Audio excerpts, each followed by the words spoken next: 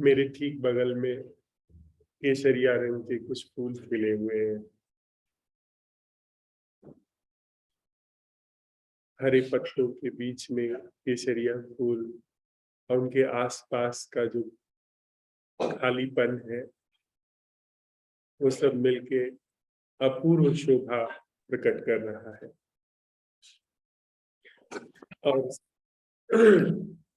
सफेद रंग की तितलियां यहाँ आसपास है जो कि फूलों के आसपास मंडरा रही हैं, बैठ भी गई है।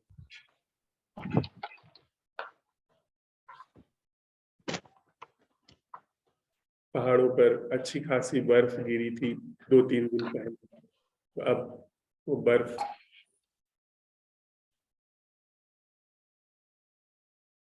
थोड़ी कम हुई है, पर अभी भी बहुत सारी बर्फ है पहाड़ पर।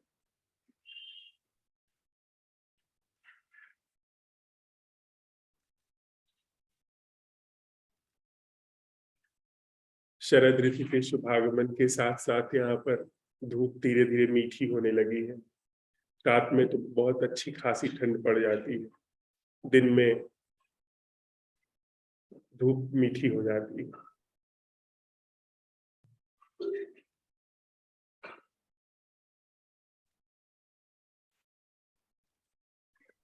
सप्ताहांत बैठक में हम सब मित्रों का स्वागत है।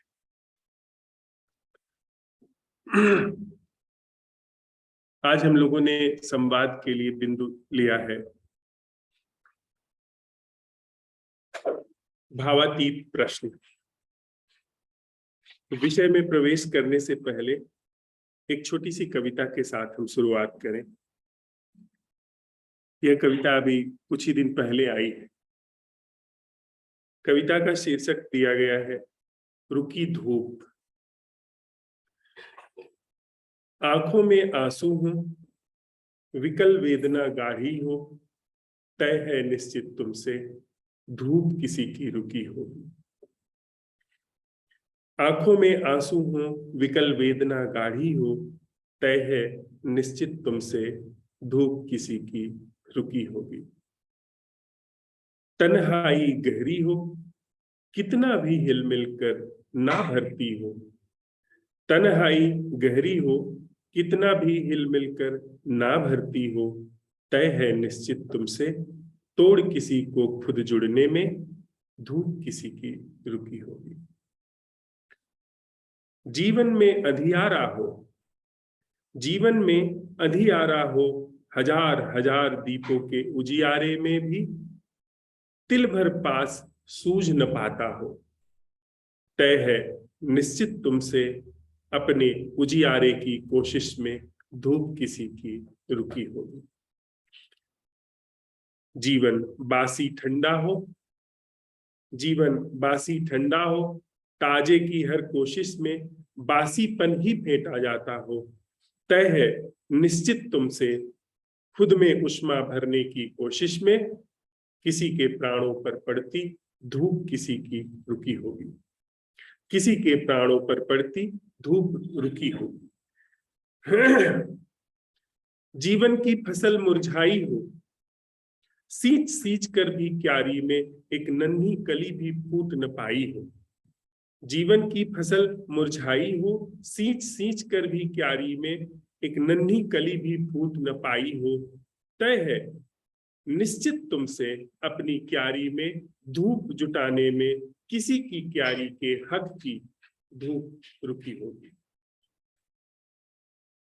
जीवन में यदि सब बिगड़ा बिगड़ा जाता हो, जीवन में यदि सब बिगड़ा बिगड़ा जाता हो, बनाने की हर कोशिश बड़े बिगाड़ को लाती हो, तय है निश्चित तुमसे अपना बनाने की कोशिश में किसी के हक वाली धूप रुकी होगी। धूप सदा सीधी बहती, न आड़ी न तिरछी, सबको धूप सदा सीधी बहती, न आड़ी न तिरछी, न बटती न छिनती, सबको सदा बराबर मिलती। जब हम किसी की धूप रोकते, धूप को अब रुकना है ऐसा समझती, औरों को रोकने में फिर वह हमसे भी रुक जाती। औरों को रोकने में फिर वह हमसे भी रुक जाती। ओ धूप से बिछड़ते साथी, हो सके तो किसी की धूप न रोकना। ओ धूप से बिछड़ते साथी, हो सके तो किसी की धूप न रोकना। कम से कम अपनी तो कभी नहीं, कम से कम अपनी तो कभी नहीं। हमारे जीवन की सबसे बड़ी जो विडंबना है वह है हमने दूसरे की धूप रोकने की कोशिश में अनजाने ही अपने जीवन की धूप रोक ली है। आप देखें, जब आप किसी के साथ छल करते हैं, उस छल करने की कोशिश में आप भीतर छोटे हो जाते हैं। जब हम झूठ बोलते हैं तो उस झूठ बोलने की कोशिश में अंदर कुछ है जो सिकुड़ जाता है। अंदर जो जीवन मुखरित था, जो खिला हुआ जीवन था, झूठ बोलने की, बेईमानी करने की कोशिश में, अपना काम निकालने की कोशिश में, कहीं षड्यंत्र करने की कोशिश में, हमारे रूप में जो जीवन का खिला हुआ फूल है वह मुरझा गया, वह छोटा हो गया, संकुचित हो गया। और आप सोचें, यदि हम एक झूठ बोलते हैं, अंदर संकुचित हो जाते हैं, जरा सी बेईमानी करते हैं, अंदर संकुचित हो जाते हैं। तो हमने न जाने कितनी तरह की बेईमानियां, कितनी तरह के झूठ, कितनी तरह की धारणाएं, मान्यताएं जो कि सच नहीं है। हम भी जानते हैं कि कहीं कोई स्वर्ग नहीं है, हम भी जानते हैं कि कहीं कोई नरक नहीं है, बस हमने इतनी बार दोहरा करके मान लिया है वहां पर स्वर्ग है, नरक है, कहीं कोई ईश्वर बैठा है, पुनर्जन्म होता है, आत्मा होती है, वगैरह वगैरह, जिनके बारे में हमें कुछ भी नहीं पता है, उनको हमने अपने जीवन में माना है। न जाने कितने सिद्धांत माने हुए हैं, न जाने कितनी सम्मोहन माने हुए हैं, और संस्कारों की तो कोई गिनती ही नहीं है कि न जाने कितने तरीके से हम लोगों ने खुद को संस्कारों में जकड़ा हुआ है।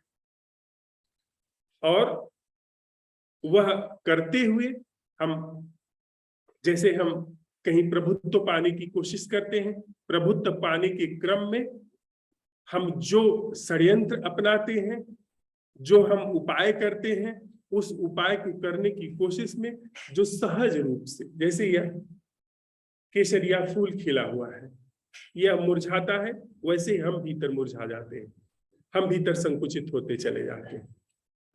तो दूसरे की धूप रोकने की कोशिश में हमारे अंदर की अपनी धूप रुक जाती है। और बड़ी से बड़ी जो धूप रोकने की टाटी है, जो बड़ा हमने बाधा खड़ा किया हुआ है, वह है मैं की बाधा, अहम की बाधा। यह ऐसी बाधा है जो हमें संस्कारों से इस तरह से हमारे अंदर पिरो दी गई है कि इस बाधा को हम बाधा ही नहीं समझते। आप सोचिए, इतना जरा सा ही हम अगर विचार करें, इतना विराट अस्तित्व है, भौतिक रूप में ही इतना विराट है।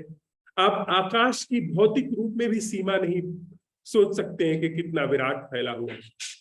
सूरज की क्षमता को हम भौतिक रूप में भी नहीं आंक सकते हैं कि सूरज के पास कितनी विराट क्षमता है। जो सृजन है, जो ये तितलियों के परों में प्राण है, इसकी क्षमता को हम भौतिक रूप में भी नहीं जान सकते हैं कि कहां से आती है। और यह सब कुछ अहम से शून्य है, मैं से शून्य, इसका कोई करने वाला नहीं है। कोई इंजेक्शन लेकर के तितलियों के अंदर प्राण नहीं डाल रहा है, कोई योजना बैठ करके नहीं बना रहा है कि ठीक अब समय हो गया है, अब सूरज को उगना चाहिए। यह सब एक धर्म की तरह, सनातन धर्म की तरह चारों तरफ घट रहा है। इतना सब कुछ चारों ओर महोत्सव हो रहा है, उसमें मैं अपने जीवन के जीने के लिए, संबंध के लिए योजनाएं बनाता फिरूं, और 24 घंटा हमारी योजनाएं रोटी कपड़ा मकान तक सीमित नहीं है। हमको पद भी चाहिए, प्रतिष्ठा भी चाहिए, हमको अपने संबंधों में मिठास भी चाहिए, जबकि हम सारे उपाय खटास के ही करते चले आ रहे हैं। वह सब योजनाएं 24 घंटा और हम 8 अरब लोग अलग अलग इस धरती पर इसी समय यह सारी योजनाएं बना रहे हैं। तो जैसा होना चाहिए, जैसी क्राइसिस होनी चाहिए, वैसी है। तो सबसे बड़ी जो दीवार खड़ी की गई है वह मैं की दीवार, कि यह जीवन मेरा अलग अलग है। वो फूल नहीं सोचता है, वे पहाड़ नहीं सोचते हैं, वे बादल नहीं सोचते हैं कि यह जीवन नैसर्गिक नहीं है या यह जीवन मेरा है। हम सोचने लगे हैं कि यह मेरा जीवन है, तो हमने दीवार खड़ी कर ली है, हमने धूप रोक ली है। वो चारों तरफ से जो हमारे अंदर जीवन प्रवेश करता, सब मुरझा गया है।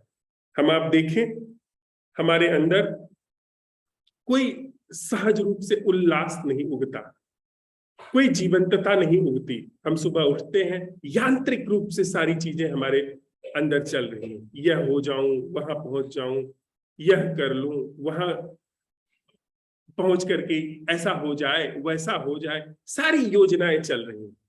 ये सारी योजनाएं एक ऐसा एक छिपा हुआ साया हमारे आसपास खड़ा कर देती हैं कि जीवंतता नहीं प्रवेश कर पाती। अगर कुछ नैसर्गिक जीवंतता है, उसका अभाव हो गया है, तो हमको फिर जब चारों तरफ से उदासी है, पीड़ा है, तो फिर कुछ मनोरंजन चाहिए, कुछ चाहिए रोमांच जिसमें हो। तो फिर अनगिनत तरीके के हमने मनोरंजनों का आविष्कार किया है। फिर उन मनोरंजनों के कॉन्सिक्वेंसेज हैं। गंगा, थोड़ा सा कम शोर करो। उन सारी चीजों के सारे कॉन्सिक्वेंसेज हैं जो हमारे जीवन में आ रहे हैं। फिर हमको शराब भी चाहिए, फिर हमको सम्मान भी चाहिए, फिर उनके कॉन्सिक्वेंसेज है। क्योंकि 8 अरब लोग सम्मान चाह रहे हैं, और सम्मान जो है बड़ी सुनिश्चित चीज है। प्रधानमंत्री का पद एक है, और हम सब लोग चाह रहे हैं 1.5 अरब लोग। तो वहां छीना झपटी मची हुई है। वह सब कुछ खुराफात हमारे सबके जीवन में चल रही है। तो हम सब ने अपनी धूप रोकी हुई है। हम सब ऐसे जीवन को तो बिल्कुल बिसार ही चुके हैं जो नैसर्गिक है। कोई यह कहता है कि क्या कोई ऐसा जीना है जो मैं से मुक्त है, झट से हम खारिज कर देते हैं। बिना मैं के कैसे जीना होगा? वह बात ही हमको बड़ी बेबूझ सी लगती है, बड़ी निरर्थक सी लगती है। सोचिए विडंबना, हम लोगों का कैसे पतन हुआ है। एक तरफ हम लोग हैं जो हजारों मील दूर बैठे हुए एक साथ बात कर रहे हैं, लेकिन जीवन के तल पर हमारे अंदर ऐसी भयंकर दीवार खड़ी हुई है कि हम सोचने विचारने को नहीं तैयार है। हम पुनरावलोकन तक के लिए नहीं तैयार है कि ऐसा जीवन हो सकता है जो मैं से मुक्त हो। मैं से मुक्त जीवन की हमको तो बात ही बड़ी बेमानी सी लगती है कि क्या बकवास है यह बात। इस तरीके से हमने अपने इर्द गिर्द दीवारें बना करके रखी हुई है। तो कविता कह रही है कि हो सके तो धूप न रोकना, और किसी दूसरे की धूप तो कैसे रोकोगे आप? वह तो उसके ऊपर है, अगर वो चाहे तो धूप रुकेगी, लेकिन कम से कम अपनी धूप तो मत रोको। अपनी धूप रोकने की जुगत में न पड़ना। अब थोड़ा सा हम लोग विषय में प्रवेश करते हैं।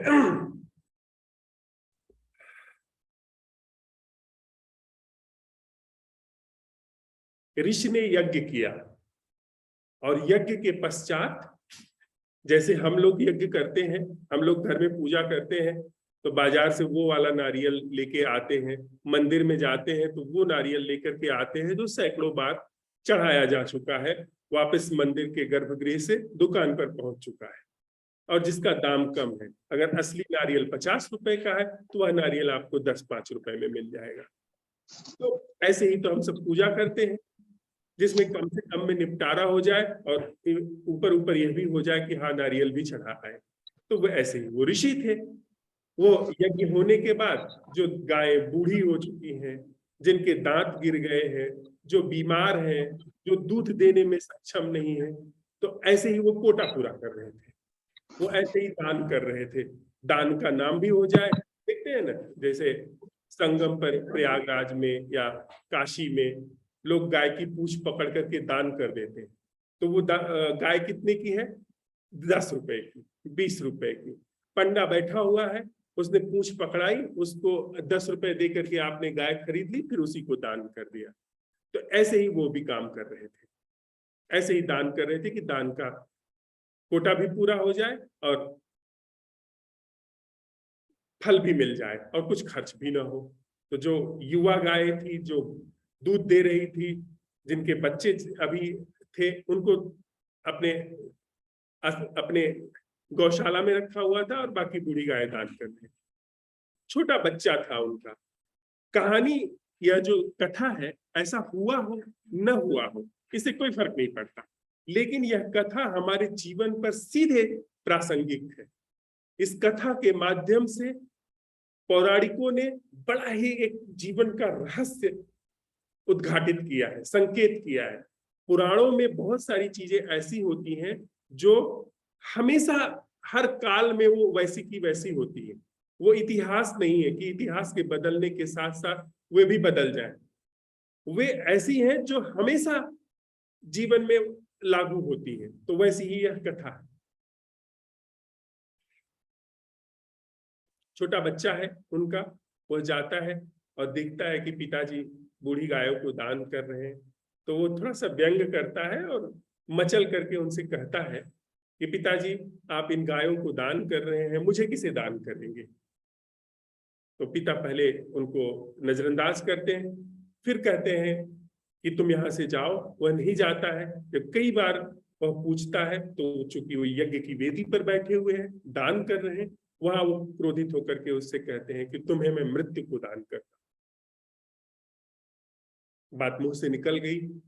वो ऐसा समय था कि बच्चा वहां से उनसे विदा लेकर के चल देता है कि अब पिता ने तो मृत्यु को मुझे दान कर दिया, मैं मृत्यु के पास जाता हूँ। कथा कहती है कि बालक नचिकेता यमराज के द्वार पर पहुंचते हैं। वहां पर यमराज के विषय में पूछताछ करते हैं तो वो कहते हैं कि यमराज कहीं गए हैं, अभी है नहीं। तो बालक कहता है कि मैं उनकी प्रतीक्षा करूंगा। वो वहीं प्रतीक्षा करता है। 3 दिन बीतते हैं, यमराज आते हैं। वो उससे पूछते हैं कि आप क्यों आए हैं, कैसे आए हैं। बालक सारी कथा कहता है। यमराज उससे बड़े प्रसन्न होते हैं और कहते हैं, बालक तुम हमसे 3 वर मांग लो। तो यह वो नचिकेता कहता है, ठीक, अगर आप 3 वर देना चाहते हैं तो दीजिए। पहला वर वह मांगता है कि मेरे पिता प्रसन्न हो जाए। जो अभाव है जीवन का, बच्चा है, 5 साल के लिए बच्चे के लिए पिता सब कुछ होता है। पिता रुष्ट हो चुका है तो उसके जीवन में एक गहरा अभाव आ गया है। वह कहता है कि पिता मेरे प्रसन्न हो जाए और मुझे फिर स्वीकार कर ले। यमराज कहते हैं, एवमस्तु, ठीक है, यह वरदान तुम्हें दिया गया, दूसरा मांगो। दूसरा वर वह मांगता है कि यह जो आपके स्वर्ग में देवी देवता लोग रहते हैं, ये क्या अजर अमर है? ये कभी मरते नहीं? और हमारी पृथ्वी पर तो लोग बड़े कष्ट में रहते हैं। यहाँ ऐसा देखने में आ रहा है कि सब लोग रास रंग बड़े आनंद से रहते हैं, किसी को किसी चीज की कठिनाई नहीं है, सब कुछ सबको सुलभ है। तो यह इसका थोड़ा रहस्य कहे। तो नचिकेता को वो यमराज उसका रहस्य कहते हैं कि सम्यक रूप से जो जीवन जीता है, जो तीनों बंधों, गृहस्थ आश्रम से वानप्रस्थ आश्रम का बंध, संधिकाल, और वानप्रस्थ से संन्यास, ब्रह्मचर्य आश्रम से गृहस्थ आश्रम पहला, और गृहस्थ आश्रम से वानप्रस्थ दूसरा, वानप्रस्थ से संन्यास आश्रम तीसरा। ये 3 संधिकाल है। इन 3 संधिकालों में जो घर्षण होता है उसी को अग्नि कहा गया। नचिकेता अग्नि यमराज के दिए हुए नाम है। तो क्या इसमें जो सम्यक रूप से दूसरे में प्रवेश करके और सम्यक रूप से आहुति दे करके, यानी ठीक तरीके से जो व्यवस्था है, जो निर्धारित जीवन है, उसके अनुकूल चलता है, उसको स्वर्ग की प्राप्ति हो जाती है। जो इसके प्रतिकूल चलता है उसको नरक की प्राप्ति हो जाती है। तो इसका उपदेश करने के बाद अंतिम प्रश्न वह नचिकेता वर के रूप में कहता है कि मुझे आप आत्मा का उपदेश करिए, सत्य का उपदेश करिए, कि यह जो जीवन है, ऐसा मैंने सुना है कि आत्मा पैदा नहीं होती है, मरती नहीं है, वो काल और देश से बाधित नहीं है। क्या यह सच है? यहां आकर के पहले उस बालक ने अभाव को मांगा, अभाव की पूर्ति मांगी, यानी पिता का उसने स्नेह मांगा वापस जो अभाव हो गया था। फिर भाव मांगा कि कैसे इस दुनिया में या तथाकथित ये जो स्वर्ग है इसमें कैसे सब सुखों की प्राप्ति हो, वह क्या है जिससे व्यक्ति सुखपूर्वक जी सके। और तीसरा वर वह फिर भाव अभाव के पार का मांग रहा है, भावातीत मांग रहा है। वह कहता है कि सत्य क्या है। यमराज मृत्यु के देवता है, काल के देवता है, वे उसको फिर फुसलाने लगते हैं कि तुम बालक हो, तुम कुछ और मांग लो, तुम चाहो जितना मैं तुम्हें बिना यत्न किए स्वर्ग दे सकता हूं, मृत्युलोक में जितना चाहो उतना सुख मांग लो, घोड़े हाथी मांग लो, हीरे जवाहरात मांग लो, जितनी चाहो उतनी उम्र मांग लो, जितनी चाहो उतनी युवा अवस्था मांग लो, वैभव मांग लो, जो चाहो तुम मांग लो, पर यह प्रश्न न उठा। पर नचिकेता जो है वो कहता है कि नहीं, आप यह बताएं क्या यह सब स्वर्ग, यह सब वैभव, ये सब ऐशो आराम, ये एक समय आएगा जब मुझसे छूट जाएंगे? तो यमराज कहते हैं कि हाँ, हाँ बेटा ऐसा होगा। चाहे तुम करोड़ों लाखों साल की उम्र मांग लो, पर एक समय ऐसा आएगा जब वह समय बीत जाएगा और तुम वापस इसी स्थिति में आ जाओगे, वर पूरा हो जाएगा। तो वो कहता है कि जो पूरा हो सकता है, जो छिन सकता है, उसे मैं लेकर के क्या करूंगा? जितना मुझे उसके मिलने का सुख होगा उतना जब वह छूटेगा तो दुख होगा। ये विवेक का लक्षण है। 5 साल का बच्चा अबोध, बड़ी ही जो इसमें रूपक लिए गए हैं इस कथा में बड़े ही अद्भुत है। जिद पर वह अड़ जाता है बालक। फिर कथा आगे कहती है कि यमराज उसे आत्मा का उपदेश करते हैं कि वह क्या है जो न पैदा होता है न मरता है, वह क्या है जो मेरे बंधन से, जिस पर यमपाश काम नहीं करता, जो मेरे समय के, यमपाश मतलब समय काल, जिस पर समय का बंधन काम नहीं करता, जिसके ऊपर मैं कुछ नहीं कर सकता, उसका वो उपदेश करते हैं और नचिकेता को सत्य की प्राप्ति होती है। इस कथा को, यह कथा पुस्तकों में नहीं है, इस कथा को हम अपने जीवन में सीधे सीधे देख सकते हैं। हम क्या मांगते हैं? जो अभाव है उसकी पूर्ति मांगते हैं। हम बचपन से लेके अब तक जो चीज हमारे पास नहीं रही है उसकी आकांक्षा करते हैं। दूसरी चीज हम क्या चाहते हैं? भाव, कि जो अभाव रहा है वह पूरा हो जाए और पूरा होने के बाद और भाव होता रहे। यानी अगर मैं बचपन से भरपेट भोजन नहीं मिला है तो मैं चाहूंगा कि मुझे अच्छे से भोजन की व्यवस्था हो जाए। ये हमारे जीवन की गाथा है।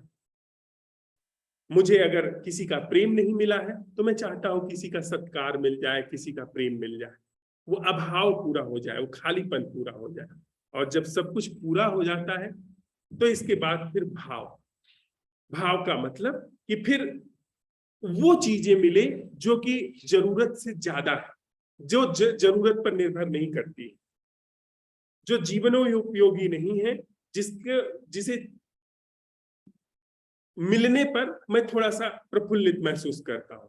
तो फिर नोबेल पुरस्कार से लेकर के और ग्राम प्रधान का पुरस्कार जो है उस तक की मैं दौड़ में जाता हूं, मान सम्मान की दौड़ में जाता हूं। फिर मुझे भाव चाहिए, लोग मुझे भाव दें, लोग मेरी तरफ बड़ी बड़ी आंखें करके देखें, लोग मेरा नाम लेकर के सिहरे। इस तरह की चीजें फिर मेरे जीवन में आती हैं। तो जीवन मेरा भाव और अभाव इन दो ही गति में झूलता है, गति करता है। कभी कभी किसी के जीवन में भावातीत प्रश्न उठता है, जिसको न कुछ भाव में चाहिए और न कुछ अभाव की पूर्ति में चाहिए, उसको कुछ बिल्कुल ही अलग प्रश्न उठता है। और वह प्रश्न किसको उठता है? चतुर बुद्धि को नहीं उठता है। नचिकेता कोई वयस्क चतुर व्यक्ति नहीं है।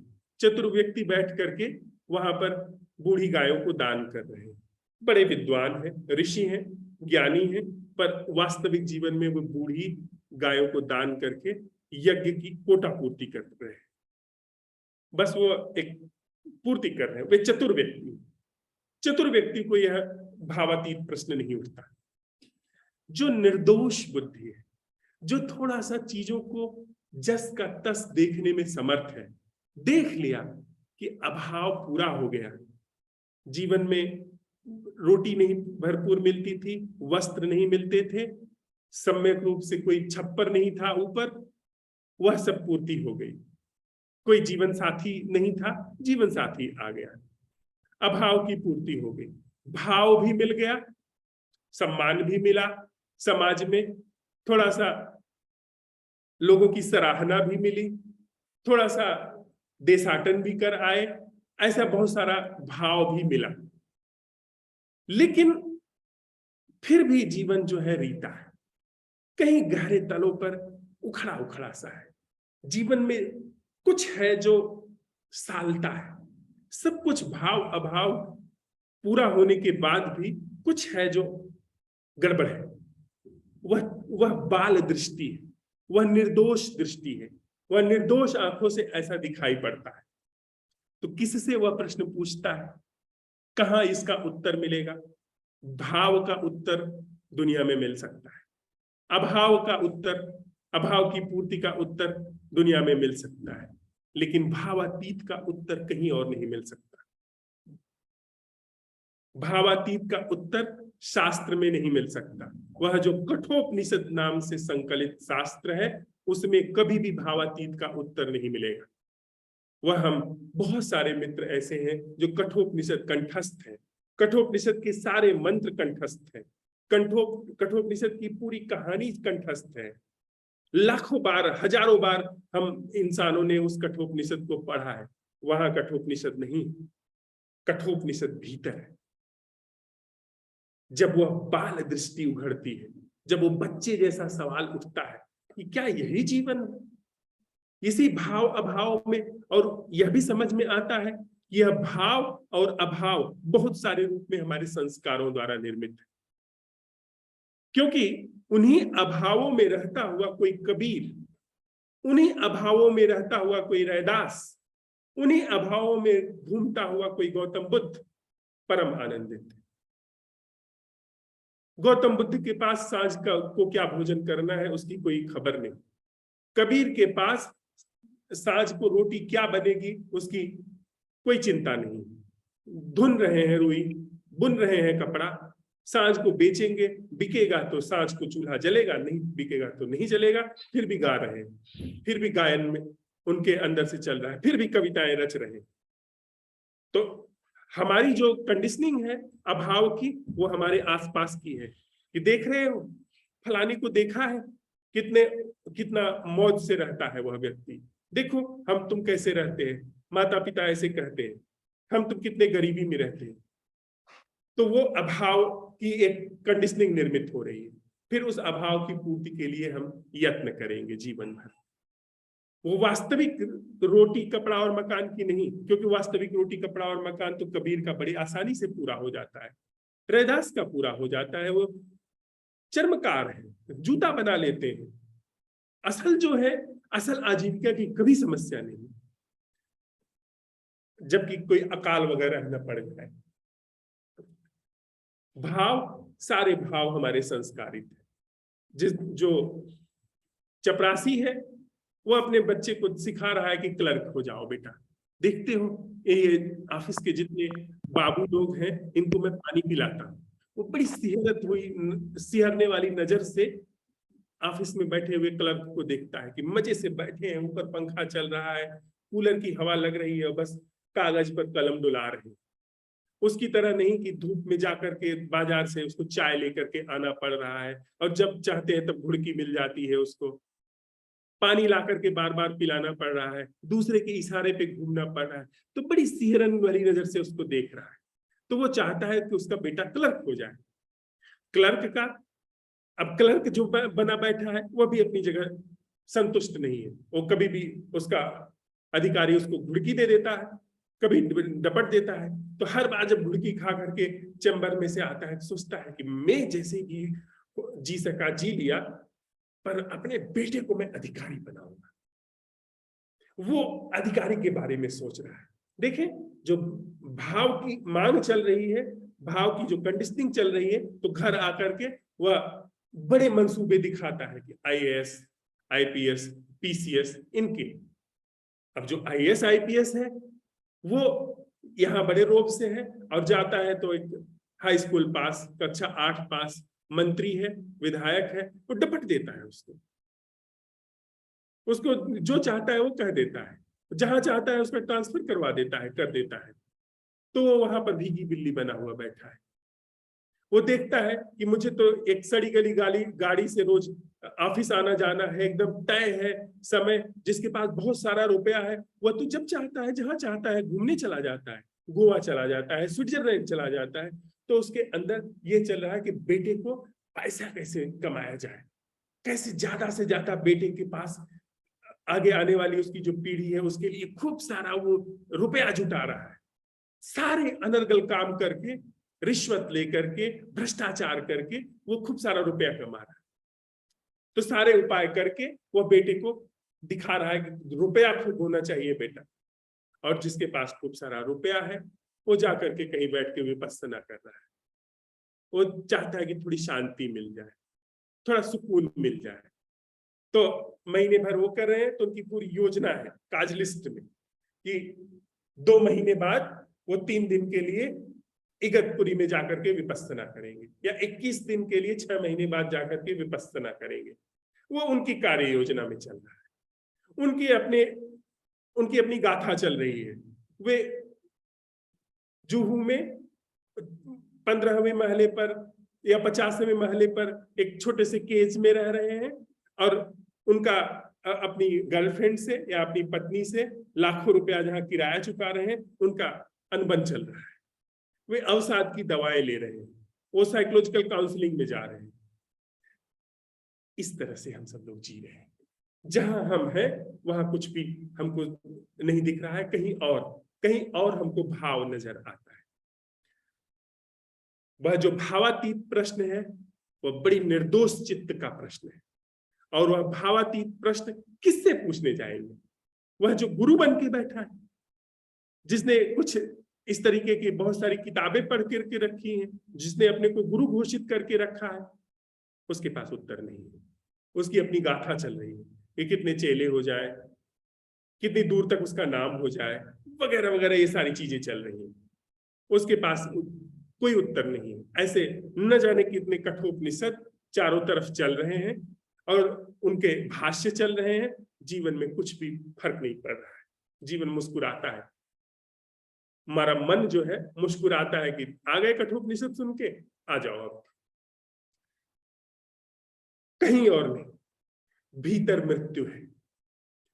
भीतर वह जो काल का देवता है, जो अतीत, भविष्य, वर्तमान, इन तीनों कालों के पार जो है वह भीतर बैठा है।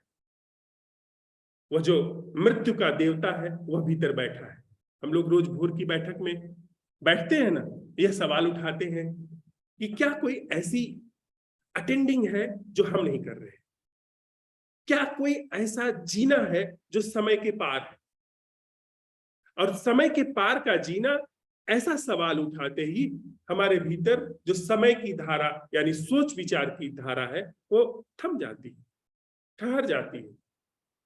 कोई उत्तर नहीं आता। पर काल का देवता वहां पर सम्मुख हो गया, मृत्यु का देवता वहां सम्मुख हो गया। हमें पकड़ में नहीं आता है, पर कालातीत वहां आ गया, अकाल वहां आ गया। वहीं पर फिर हम लोग सुबह की बैठक में सवाल उठाते हैं कि वह जीना क्या है जो मृत्यु से मुक्त है, जिस पर वश नहीं है। कौन उपदेश कर रहा है? वही मृत्यु का देवता उपदेश कर रहा है। वही मृत्यु का देवता उपदेश कानों में नहीं कर रहा है, वह उपदेश सीधे जीवन में आ रहा है। क्या? कि पूरी तरीके से मन की पूरी संरचना बाधित है और ऐसा जागरण, ऐसी अवेयरनेस जो कि हम नहीं कर रहे हैं, वहां पर उद्घाटित है। यह सीधा उपदेश है काल के देवता का हमको, हमारे जीवन को। तो क्या मर सकता है? यह शरीर मर सकता है। काल के देवता उपदेश दे रहे हैं, यह शरीर मर सकता है, यह शरीर की असेंबलिंग बिखर सकती है, यह संभव है। यह मन की जो असेंबलिंग है, माइंड की, हमारे जो संस्कारों के आधार पर यह पूरी संरचना है, यह बिखर सकती है, बिखर ही जाती है। अरबों खरबों लोगों की बिखर गई है यहाँ पर धरती पर, और रोज कहते हैं लगभग 2 लाख लोग मृत्यु को प्राप्त होते हैं। 2 लाख लोगों की सारी योजना रोज बिखर रही है। पर क्या है जो नहीं बिखरता? ठीक वही अवेयरनेस, वही जागरण द्वार दिखाता है, वह जहां से कि बिखरता नहीं कुछ भी। अब वो अगर वह अवेयरनेस, वह जागरण मैं करता होता तो बिखरने की संभावना थी। उस जागरण का बोध मुझे होता तो उसके बिखरने की संभावना थी। लेकिन अगर वह जागरण मेरे सारे प्रयासों से, मेरी सारी भूमिका से न्यारा है, तो उसके बिखरने का कोई प्रश्न नहीं पैदा होता। अर्थात वह ऐसी चीज है जो कि काल बाधित नहीं है, जिस पर मृत्यु का कोई वश नहीं है। मृत्यु शरीर छीन लेगी, मृत्यु यह मन छीन लेगी, यह हमारे अंदर वह जो हम जाकर के थोड़ा सा ध्यान करके आते हैं और कहते हैं मन में बड़ी शांति है, मृत्यु छीन लेगी इसको। हमको शक्ति मिल गई है, हमको सामर्थ्य मिल गई है कि हम दूसरे के मन की बात पढ़ सकते हैं, समय इसको छीन लेगा। हमको सामर्थ्य मिल गई है कि हम शरीर के पार शरीर का अवलोकन कर सकें, समय इसको छीन लेगा। इस सामर्थ्य को समय छीन लेता है। हमको सामर्थ्य मिल गई है कि हम दूसरे के मन की बात पढ़ सकते हैं, समय इसको छीन लेगा। कुंडलिनी जग गई है हमारी, समय इसको छीन लेगा। कुंडलिनी की सारी व्यवस्था छीन लेगा, शरीर छिन जाएगा, और उस कुंडलिनी का जो भीतर जो हमारी असेंबलिंग में व्यवस्था है, वह सब बह जाएगी। ये सब असेंबलिंग का परिणाम है। क्या नहीं छीन सकता? वह जागरण जो हमारा उत्पाद नहीं है, वह जागरण जो शरीर का उत्पाद नहीं है, जो मन का उत्पाद नहीं है, जो अनुभवों का उत्पाद नहीं है। ऐसा जागरण जो संकलन से मुक्त है, स्मृति से मुक्त है, वह नहीं छीन सकता। तो आप देखें कि वह चित्त, वह बुद्धि जो निर्दोष है, जो सिर्फ ज्ञान अज्ञान, भाव और अभाव, इन दोनों के दुष्चक्रों में नहीं डोल रही है, जिसके अंदर सहज ही एक कौतूहल जन्म ले लिया, सहज ही कि क्या यही जीवन है, उसको भावातीत प्रश्न पैदा हो गया। वो यह भावातीत प्रश्न है कि क्या यही जीवन है। और यह भावातीत प्रश्न वह बुद्धि, नचिकेता की बुद्धि है। बुद्धि भी उसको कहना ठीक नहीं, वह विवेक, जैसे ही भावातीत के प्रति प्रश्न उठता है, वह विवेक का जन्म हो गया। विवेक ही यह सवाल उठा सकता है कि क्या यही जीवन है। मैं संस्कारित हूं और संस्कारों के अनुरूप जी रहा हूं। इन्हीं संस्कारों के अनुरूप जो जो जिस तरीके से मुझे ढाला गया है, उन्हीं चीजों की पूर्ति करते हुए पूरे जीवन को खपा देना, गंवा देना, यही जीवन है। यह विवेक का लक्षण है, यह विवेक का जन्म हो गया। तो नचिकेता विवेक, प्रश्न, कौतूहल, ये पूछना किससे पूछेगा वह? अगर वह बुद्धि से पूछता है, उत्तर नहीं आएगा। बुद्धि के पास केवल भाव और अभाव के उत्तर है, भावातीत का उत्तर उसके पास नहीं है। भावातीत के उत्तर के लिए उसको कुछ और उपाय करना होगा, और वह उपाय कैसे जीवन में जगह लेता है, वह बात गौण है, वह बात हमारा विषय नहीं, क्योंकि वह चीज अगर नहीं हुई होती तो हम आप साथ में यहाँ पर नहीं बैठे होते, हम आप साथ में बैठ करके यहाँ पे अन्वेषण नहीं कर रहे होते। तो कैसे हुई है, वह कभी फिर पीछे बात कर लें। अभी सीधे तत्व पर हम संवाद कर रहे हैं। हमारे अंदर जब हम यह प्रश्न उठाते हैं कि क्या यही जीवन है, उसी क्षण कालातीत जो है वह प्रकट हो जाता है। नचिकेता के सामने यमराज प्रकट हो गए, नचिकेता रूपी विवेक के सामने कालातीत यम प्रकट हो गया। अब देखें जरा, अब वह जो कालातीत प्रकट हुआ है, क्षण भर के लिए वह जो जागरण घटित हुआ है, जो समय के दायरे में नहीं है, जो बुद्धि का उत्पाद नहीं है, वह सारा उपाय पहले आपके सामर्थ्य को लेकर के करता है कि आप भटक जाए। तो यह सारी सिद्धियों का जन्म होता है। ऐसी बहुत सारी सिद्धियां हैं जो कि वह ऑफर करता है कि आप यह कर लें, आप वह कर लें, आप यह पा जाएंगे, आप वह पा जाएंगे। आपको शांति चाहिए, हम शांति देने के लिए तैयार हैं। आपको खुशी चाहिए, हम खुशी देने के लिए तैयार हैं। यह सब उपाय कर रहा है वह जो कालातीत है, वही मृत्यु का देवता, वह सब उपाय कर रहा है। लेकिन अगर बुद्धि बिल्कुल प्रखर है, वह विवेक वहां पर है, तो वह इन सारी चीजों को इनकार करता चलेगा, पूछता जाएगा क्या इसकी वैलिडिटी है, कितनी गहराई है, कब तक यह चलेगा। उसके पास वह कहेगा, वह जो कालातीत है, वह जागरण अपने आप उघाड़ करके दिखाएगा कि यह इतना समय चलेगा, यह इतना समय तक चल सकता है, अशरीरी रूप में इतना चल सकता है। तो वह सारी चीजें उस जागरण में, वह एक तरीके से वह जागरण मात्र है, उसमें सारी चीजें उभर करके आ रही है, उस कालातीत में सारी चीजें उभर करके आ रही है। पता सब चलता जा रहा है कि भाई शांति आ गई, ठीक है, शांति आ गई, मौन आ गया, ठीक है, मौन आ गया, आनंद आ गया, ठीक है, आनंद आ गया, पर सत्य तो नहीं उभरा ना।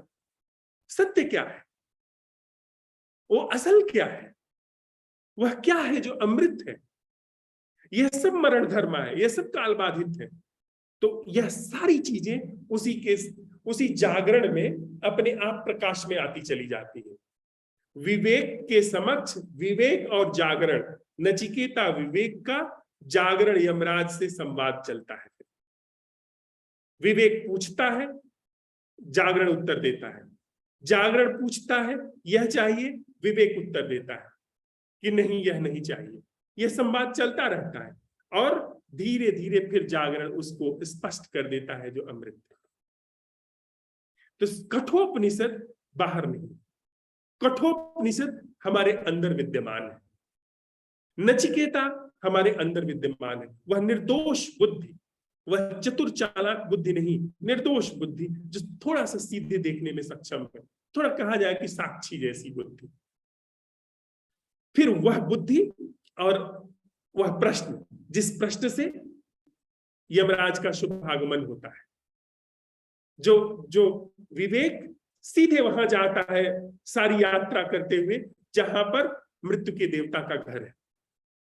यानी मृत्यु के देवता काल, हमने काल समय को और मृत्यु के देवता को एक ही नाम दिया है। काल समय का भी है, काल मृत्यु का भी नाम है। तो वहां जा करके उसको सारी चीजें फिर अपने आप स्पष्ट होती चली जाती है। तो हम क्या करते हैं, थोड़ा सा ये जो 3 दिन है इसको भी समझ लेने जैसा है। बहुत सारी हमारी साइकोलॉजी में ऐसी चीजें हैं, हमारे मन में ऐसी चीजें हैं जिनके लिए कम से कम 3 दिन की जरूरत पड़ती है। यह बात हम आप प्रयोग करके भी देख लो। अगर आप कोई आदत छोड़ना चाहते हैं, कोई भी आदत है, तो कम से कम 3 दिन प्रयोग करिए। 3 दिन लगता है जिस पर मन के जो ग्रुप्स कटे हुए हैं, उनके जो खांचे और ढर्रे हैं, वो ब्रेक हो जाते, वे टूट जाते। तो अगर कोई व्यक्ति असंभव प्रश्न के साथ कम से कम 3 दिन तक प्रयोग करता है, 3 दिन तक वह यह सवाल उठाता है कि समय से पार क्या है, तो 3 दिन के बाद यह कोई मतलब ऐसा भी हो सकता है कि अगर आप बहुत ढीला ढाला सवाल उठाते हैं, बहुत ऐसे ही रैंडम सवाल उठाते हैं, तो हो सकता है ज्यादा समय भी लग जाए। आप बड़ी त्वरा से उठाते हो तो 3 दिन की बजाय 3 मिनट लग जाए, 3 सेकंड लग जाए, पर एक अनुमानित बात है, एक ऐसे अनुमान की बात है। बहुत सारी इसी वजह से ध्यान शिविर ऐसे होते हैं जो कम से कम 3 दिन के लिए रखे जाते हैं कि 3 दिन में पुराना ढर्रा थोड़ा सा टूटता है। तो 3 दिन तक वह जो बुद्धि है, निर्दोष बुद्धि, यदि वह यह प्रश्न उठाती है या बार बार जाकर के यात्रा करके उस दरवाजे को उस दरवाजे को खटखटाती है कि क्या ऐसा है, तो 3 दिन के बाद एक बस समझने के लिए हम लोग चर्चा कर रहे हैं, 3 दिन के बाद वह कालातीत प्रकट हो जाता है। कालातीत में दृष्टि थमनी शुरू हो जाती है। अभी हमारी दृष्टि वह अतीत, भविष्य, वर्तमान, इन तीनों में ही डोल रही है। लेकिन अगर हम प्रश्न के साथ रहें कि क्या इन तीनों के पार कुछ है, तो हमारी दृष्टि कालातीत में स्थिर होनी शुरू हो जाती है। यानी वहीं से फिर नैसर्गिक जागरण भी शुरू हो जाता है। फिर वह जैसे ही नैसर्गिक जागरण हो, फिर संवाद चलता है। वह नैसर्गिक जागरण कालातीत का ही रूप है। वह नैसर्गिक जागरण जो हम लोग, अब तो बहुत सारे मित्र हैं जो नियमित रूप से इस पर प्रयोग कर रहे हैं, वो बार बार कहते हैं कि हाँ, नैसर्गिक जागरण जो है वो फैल रहा है जीवन में। बिना कुछ किए अचानक उनको कौंध आ जाती है, बिना कुछ किए अचानक उनको यह जो भी कुछ कर रहे हैं उसमें जागरण फैल जाता है। और फिर वो प्रश्न उठाते हैं कि मेरा समूल अंत क्या है। फिर वहां पर पाया जाता है समूल अंत हुआ, अपनी पूरी संरचना का विसर्जन, और इसके पश्चात फिर भी पाते हैं कि माजा गया है, अंत नहीं हुआ है। अपनी तरफ से पूरा अंत, पूरा विसर्जन, पर कुछ है जो अंत नहीं हुआ है। वह रिकॉर्डिंग में नहीं है, वह याददाश्त में नहीं है, वह बोध में नहीं है, वह ज्ञान में नहीं है जिसका अंत नहीं हुआ है, पर कुछ है जिसका अंत नहीं हुआ है। तो हम लोग उसको मांझ रहे हैं, उस पर हम लोग साथ में चल रहे हैं। उसी के क्रम में यह पूरी आप देखें तो कठोपनिषद की पूरी गाथा, पूरा कठोपनिषद का मंच आपको ख्याल में आ जाएगा। एक दूसरे प्रश्न को लेकर के भी थोड़ी सी बात कर लें, इसके बाद फिर हम इस संवाद को सभी मित्र के लिए खोल देंगे। दूसरा प्रश्न जो है नचिकेता का, यानी निर्दोष बुद्धि का, वह पहले तो वो अभाव को पूरा करने की बात करता है। अभाव पूरा हो जाता है, अभाव का वर मिल जाता है। इसके बाद फिर वो भाव की बात करता है। भाव में कई बार ऐसा होता है कि हम इतने कष्ट में रहे हैं, इतनी पीड़ा में रहे हैं कि हमको सीधे सीधे इस छलांग की बात समझ में नहीं आती। तो वह जो जागरण है, वह उसके सामने जब आप जाते हैं तो जीवन में एक व्यवस्था लेकर के आता है, वह आशीष देता है। जैसे यमराज ने नचिकेता को वरदान दिया, तो अगर आप जागरण को जीवन में लाएंगे तो जीवन में एक व्यवस्था फैलनी शुरू हो जाएगी। फिर आप जो भी कुछ करेंगे अपने कलीग के साथ, अपने घर वालों के साथ, अपने साथ, अपने बिलोंगिंग के साथ, उसमें एक व्यवस्था होती चली जाएगी। उसका एक अपना सुख है, वह स्वार्गिक सुख है। जब सारी चीजें घर में व्यवस्थित हैं तो उसका एक सुख है, और वह उस सुख को भोगते हुए, अभी तो सब कुछ अव्यवस्थित रहा है, लेकिन जब जागरण के समक्ष वो सारी व्यवस्था होती चली जाएगी तो फिर उसका एक अपना सुख मिलना शुरू हो जाएगा, जिसको स्वार्गिक सुख हम कह रहे हैं। स्वर्ग कहीं वहां पर नहीं है। जो लोग इसको खंडित करते हैं, मंडित करते हैं, वो दोनों ही बातें बचकानी है। इसी जीवन में एक व्यवस्था निर्मित होनी शुरू हो जाएगी। उस व्यवस्था से भी थोड़ी जो उचाट हो जाना है, थोड़ा सा, वहां भी निर्दोष बुद्धि की, अरे ठीक है, जीवन में सारी व्यवस्था तो हो गई, अव्यवस्था समाप्त हो गई, लेकिन फिर भी असल क्या है, सत्य क्या है? क्योंकि यह व्यवस्था भी अभी गल जाने वाली है, पिघल जाने वाली है, यह भी बह जाने वाली है। तो यह फिर तीसरा प्रश्न आता है। तो अब अभाव, भाव और भावातीत, इन तीनों ही प्रश्नों और तीनों ही वर्ग के क्रम में हमारा विवेक और हमारे अंदर घटित नैसर्गिक जागरण के बीच में संवाद होता रहता है। इतनी सी बात मुझे निवेदन करनी थी। थोड़ी देर के लिए हम लोग साथ में बैठते हैं, फिर अगर कुछ जो कि निश्चित रूप से प्रश्न होंगे उन प्रश्नों को लेकर के फिर हम संवाद कर लेंगे।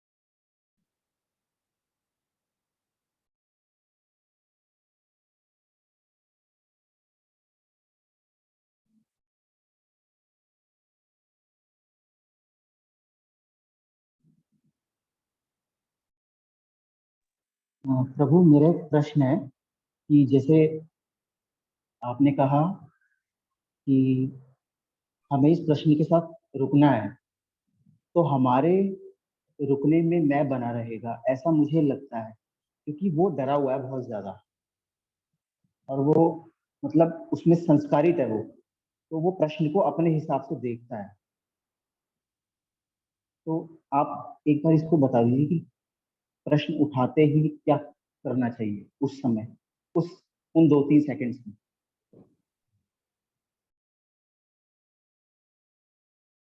थोड़ा और विस्तार से अपने प्रश्न को खोलो सिद्धार्थ। जी देखिए, जैसे मैंने प्रश्न उठाया कि वह क्या है जो समय के पार है, तो मेरे मन में इस सब चीजों की प्रश्न कैसे उठाने हैं, अरे मैंने तो ऐसे उठा दिया, अब क्या करूं, ठीक है, या प्रभाव हो रहा है या नहीं, इस तरह की बातें करता रहता है जो मैं होता है। तो उसे रोकने की कोशिश करो तो वो और बढ़ जाती है। तो इस इस संदर्भ में मैं पूछ रहा हूँ कि प्रश्न उठाते ही क्या करना चाहिए हमें, ताकि और क्लियर हो जाए। वैसे तो काम कर रहा है। हाँ, समझ गया। पहली बात कि हम लोग किसी नई चीज को नहीं लेकर के आ रहे हैं, क्योंकि नई चीज जो भी हम बनाएंगे वो हम ही बनाएंगे। हम मान लीजिए किसी शांति को लेकर के आते हैं, जो कि बार बार नाम जपने से या सांस देखने से, हम ही सांस देख रहे हैं, हम ही नाम जप रहे हैं, तो हम किसी एक नए अनुभव को हासिल करना चाहते हैं, हमको एक नया अनुभव हासिल हो जाता है। यहां पर हम किसी नए अनुभव की बात नहीं कर रहे हैं कि कोई भी नया अनुभव हमको हो, हम सिर्फ अन्वेषण कर रहे हैं। अन्वेषण का मतलब पता लगा रहे हैं कि क्या ऐसा है। अन्वेषण को थोड़ा समझो। जैसे न्यूटन का जो नियम है कि कोई चीज ऊपर से छोड़ी जाती है तो नीचे धरती गुरुत्वाकर्षण की शक्ति से उसे अपने पास खींच लेती है, ऐसा नहीं था कि यह पहले नहीं था न्यूटन के, यह नियम पहले भी था, लेकिन न्यूटन ने बस इसका अन्वेषण कर लिया, इसका अनावरण कर लिया। तो अन्वेषण जब हम कर रहे हैं तो नई चीज को नहीं किसी लेकर के आ रहे हैं, जो चीज पहले से विद्यमान है उसी को उघाड़ रहे हैं। दो दो बातें हैं। एक, वैज्ञानिक जब उघाड़ता है तो वो तुम पदार्थ के संदर्भ में उघाड़ता है, वो बाहर ऑब्जेक्ट में उघाड़ता है, ऑब्जेक्ट में वो आविष्कार करता है। न्यूटन ने अपने भीतर किसी चीज का आविष्कार नहीं किया। जहां उनका जीवन बह रहा है वहां हो सकता है कि उनकी प्रेमिका से, उनके आसपास के मित्रों से वैसे ही संबंध रहे हों, जलन के, वैर के, या तथाकथित मित्रता के। लेकिन उन्होंने जो आविष्कार किया है, आइंस्टीन ने जो आविष्कार किया है, वह बाहर आविष्कार किया है, जो कि बड़ा बाहर के संदर्भ में उपयोगी है। ऋषि जो आविष्कार करता है, ऋषि जो अन्वेषण करता है, वह जीवन का अन्वेषण करता है। और बाहर के अन्वेषण और भीतर के अन्वेषण में यहां फर्क हो जाता है कि बाहर के अन्वेषण में मैं जैसा हूं वैसा का वैसा बना रह सकता हूं, और मैं अन्वेषण करता हूं, मैं परिपूर्ण रूप से जैसे अभी तक जिया हूं उतना ही अहंकारी, उतना ही क्रोधी, उतना ही वैर रखने वाला, उतना ही लालची रह करके मैं बाहर की चीज का अन्वेषण कर सकता हूं। लेकिन भीतर जब अन्वेषण जाता है तो वह जो अन्वेषण की गति है, अन्वेषण का की जो सुई है, वो भीतर प्रवेश करना शुरू कर देती है, वो भीतर तोड़ना शुरू कर देती है। भीतर मैं अन्वेषण करने नहीं जा सकता हूं, भीतर प्रश्न अन्वेषण करने जाता है। ध्यान देना, बाहर मैं अन्वेषण करता हूं, भीतर सिर्फ प्रश्न अन्वेषण करता है। तो जब हम आप यह सवाल उठाते हैं कि क्या कोई ऐसा जीना है, ऐसे जीने का कोई ऐसा धरातल है जो समय से मुक्त है, हमारी पूरी भूमिका वहीं सीज हो गई। प्रश्न अब अन्वेषण करने के लिए भीतर प्रवेश करना है। सवाल कि क्या कोई ऐसा जीना है जो समय की धारा में नहीं है, यानी न अतीत, न भविष्य, न वर्तमान।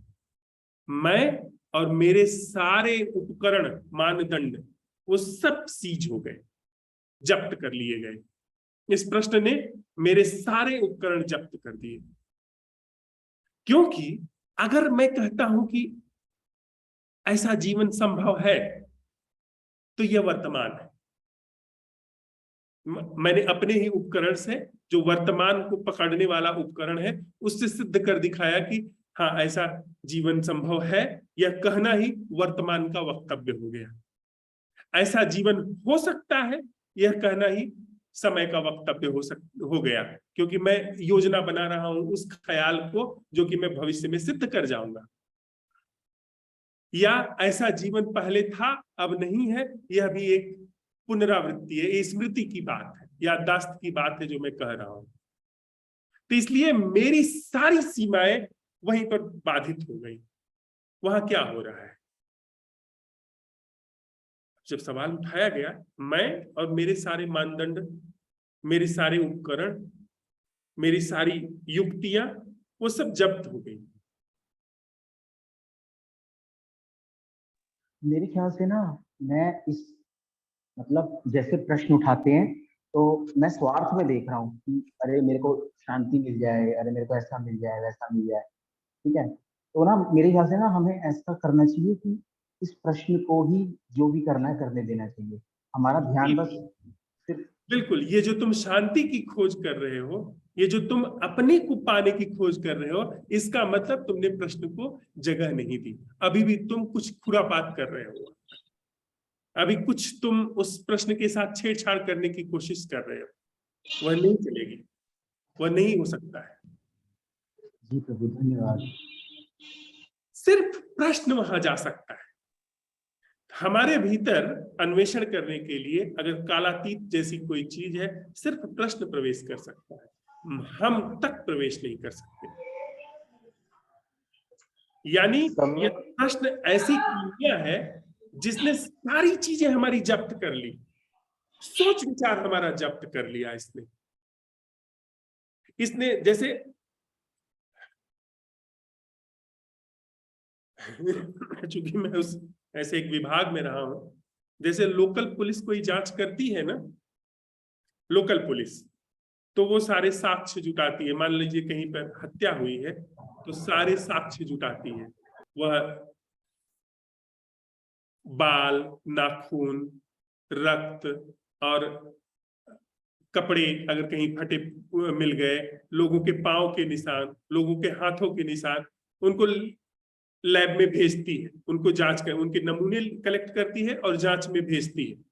और जब ऐसा संदेह होता है कि नहीं, ये जांच लोकल पुलिस ठीक नहीं करती है, तो बड़ी एजेंसियां आ जाती हैं। सीबीआई आ गई सपोज करिए, या एनआईए आ गई, वो आकर के जांच करने लगी। जैसे ही बड़ी एजेंसियां आती हैं, लोकल पुलिस के जितने भी मानदंड हैं, जितना भी उन्होंने अब तक अन्वेषण किया है, जितनी भी अभी तक उन्होंने विवेचना की है, सारी चीजें उनकी सीज कर दी जाती। वे उन चीजों के साथ अब कोई छेड़छाड़ नहीं कर सकते। जहां तक उनकी जांच पहुंची है, वहीं पर उनको एकदम ब्लॉक कर दिया जाता है, और उनको जो जांचकर्ता अधिकारी होता है उसको बिल्कुल अलग कर देते हैं। वो बिल्कुल नए सिरे से जांच करते हैं, वो सारी चीजें लेते हैं उनसे, पर वो नए सिरे से जांच करते हैं। तो ये समझिए कि हम अभी तक लोकल पुलिस के जांचकर्ता अधिकारी रहे, और अब जो है वो जांचकर्ता आ गया है जो कि हमसे सीनियर है। हमारी कोई गति नहीं, वो हमसे कोई सलाह ही नहीं लेगा, वो हमसे कुछ नहीं पूछना चाहता है। अब उसको जांच करने दीजिए। हम नहीं कह बहुत सकते अच्छा हैं, उदाहरण दिया। हमने अभी तक किसी को दोषी, लोकल पुलिस ऐसा करती है, किसी से रुपए लेकर के उसका नाम निकाल देगी जो एफआईआर किया गया है, या किसी से पैसे लेकर के किसी का नाम डलवा देगी कि इसको भी दोषी बनाया जाए। तो वो सारी चीजें लोकल पुलिस करती है। लेकिन बड़ी एजेंसी जो ज्यादा, जैसे सीबीआई वगैरह पे बहुत कम संदेह किया जाता है कि वे कुछ इस तरह की गतिविधियों में, क्योंकि वे बाहर से आते हैं। यद्यपि अगर जब तक कोई बहुत बड़ा उसमें व्यक्ति इन्वॉल्व न हो तब तक उसमें कोई गुंजाइश नहीं होती है। तो वो जब वह जांच करने आती है तो इनके सारे जो मंसूबे होते हैं लोकल पुलिस के, सारे मंसूबे सीज हो जाते हैं। अभी हम क्या चाहते हैं कि हमको शांति मिल जाए, हम कालातीत के बोध को उपलब्ध हो जाए। ये लोकल पुलिस के सारे मंसूबे हैं। अब जो वो आई है उसको किसी वो छोटे मोटे नेता या छोटे मोटे व्यक्ति को कंसिडर ही नहीं करती है। और सपोज करो कि बिल्कुल निष्पक्ष अगर वो जांच कर रही है तो किसी को कंसिडर नहीं करेगी। वो जो जैसा है वैसा जांच करेगी और वैसा जांच करके रिपोर्ट देगी कोर्ट में। तो यह समझिए कि ऐसी जांच एजेंसी है प्रश्न जो किसी चीज को कंसिडर नहीं करेगी। वो आपको बोध हो जाए, आप सिद्ध हो जाए या आप असिद्ध हो जाए, इससे कोई मतलब नहीं। वो जो तथ्य परक जांच करेगी, जो जैसा है वैसा का वैसा वो उगाड़ देगी। अगर कोई दोषी है तो दोषी, जिसको पुलिस ने दोषी नहीं माना है उसको भी दोषी कर सकती है, और जो दोषी नहीं है उसको निर्दोष भी सिद्ध कर सकती है, क्योंकि उसने तथ्य परक जांच की है। तो ये जो प्रश्न है, ये जो असंभव प्रश्न है, ये तथ्य परक जांच के लिए अभिप्रेत। हमने सवाल उठाया, फिर इसके बाद सवाल को काम करने दे, क्योंकि इसने हमारी सारी चीजें सीज कर दी, सब जब्त कर दिया उसने। हमारे सारे उसने देख लिए कि क्या है इनके पास, देख करके सीज कर दिया। अब वो प्रश्न भीतर पता लगा रहा है कि क्या ऐसा जीना है तो कालातीत है, जी प्रभु, बहुत धन्यवाद आप। जो अतीत भविष्य वर्तमान से न्यारा है। अब अतीत में उत्तर आ नहीं सकता, भविष्य में उत्तर आ नहीं सकता, वर्तमान का उत्तर भी स्वीकार नहीं है। इसका मतलब है जांच चल भी रही है और ऐसे उत्तर नहीं आए, सिद्ध हो गया कि कालातीत है। आप समझे, जीवन चल रहा है, पर न तो अतीत का, न तो भविष्य का, और न तो वर्तमान का। सारे उत्तर सीज्ड है, पर जीवन विद्यमान है। इसका मतलब कालातीत उखड़ गया। You got the point? जी जी, बिल्कुल बिल्कुल समझ गया मैं। आपने उदाहरण बहुत अच्छा दिया। तो आप हस्तक्षेप मत करिए, प्रश्न उठाइए, प्रश्न को उतरने दीजिए। सर बोलूं क्या? हेलो हाँ संजय जी बोलिए प्लीज। सर, मैं ये भाव और अभाव दो चीज है कि एक ही चीज है? एक ही चीज के दो पहलू हैं, भाव और अभाव। दो पहलू कैसे हो सकते हैं? क्यों? बिना अभाव के आपको भाव कैसे होगा, और बिना भाव के अभाव कैसे होगा? भाव का ही अभाव होता है। हाँ, अगर मेरे पास कोई चीज है नहीं तो उसका अभाव कैसे होगा? हाँ, वही बोल रहा हूँ मैं। तो वो दूसरा पहलू हुआ ना। मुझे जो अभाव हुआ है वो दूसरी ओर से जुड़ा हुआ है अभाव के। नहीं नहीं नहीं। जी आप स्पष्ट करें फिर। हाँ, कि भाव का ही अभाव होता है। अभी व्यक्तित्व भाव है, व्यक्तित्व खत्म हो गया तो अभाव किसका रहेगा अभी? क्या अभाव है, मैं समझा नहीं। भाव का ही अभाव होता है, जो चीज है उसका ही अभाव होता है। अगर व्यक्तित्व है तो व्यक्तित्व अगर खत्म हो जाता है या शून्य हो जाता है तो अभाव किस चीज करेगा?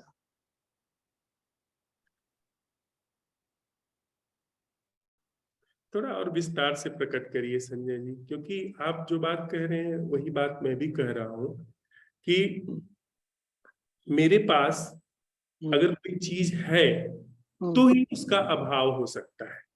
मैं भी जै- वही बोल रहा हूँ। हाँ।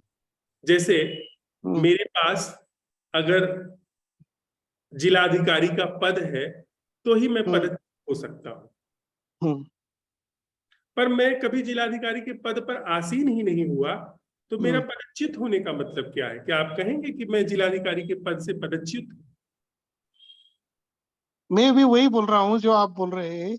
मैं बोल रहा हूँ कि अगर भाव क्या है, जागृति एक भाव है। गाड़ी नींद में वो जागृति का ही अभाव रहता है।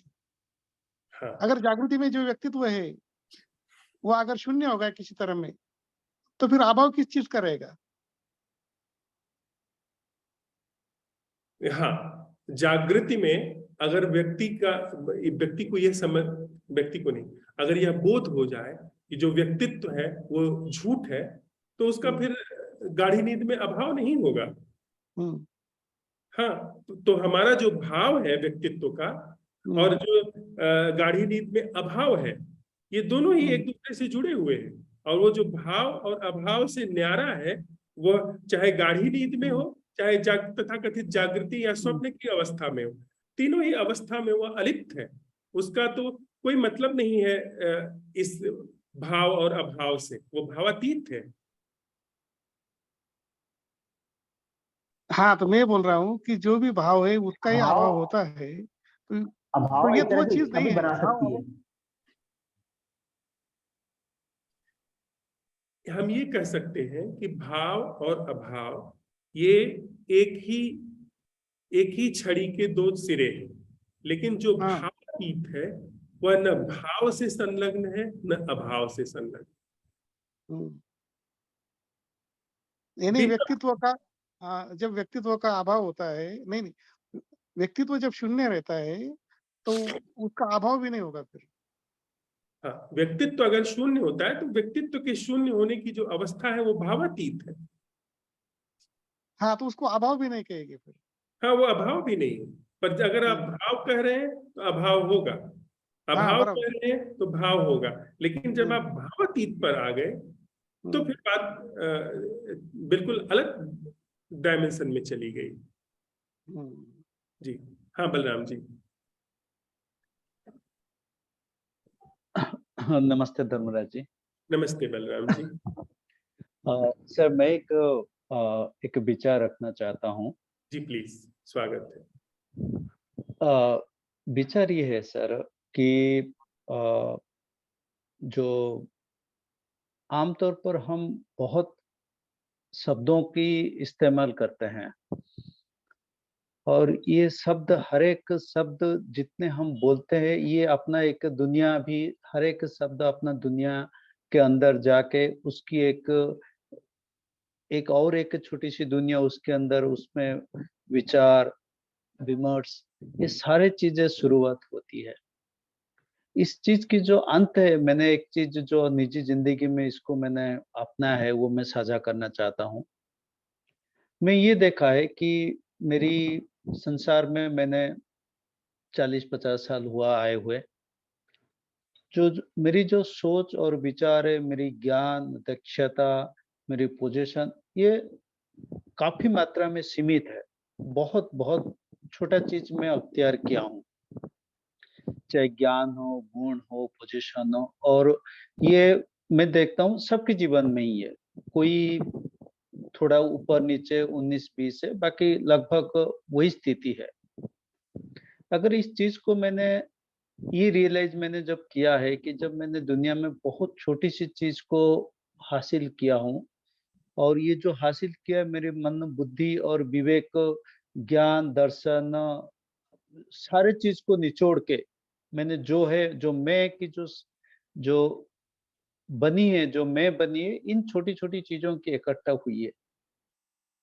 और ये भी पता है कि भौतिक ज्ञान, आध्यात्मिक तो छोड़ दीजिए या दार्शनिक छोड़ दीजिए, इवन भौतिक स्तर पे भी मैं बहुत छोटी चीज का मतलब छोटी चीज को लेके मैं की पराकाष्ठा गिनाता हूँ, बताता हूँ,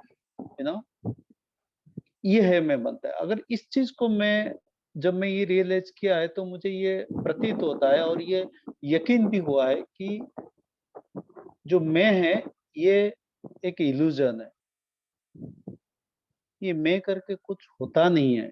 ये मैं को ये जो 20, 30, 40 साल का जो शिक्षा दीक्षा सोच विचार ने ये क्रिएट किया है।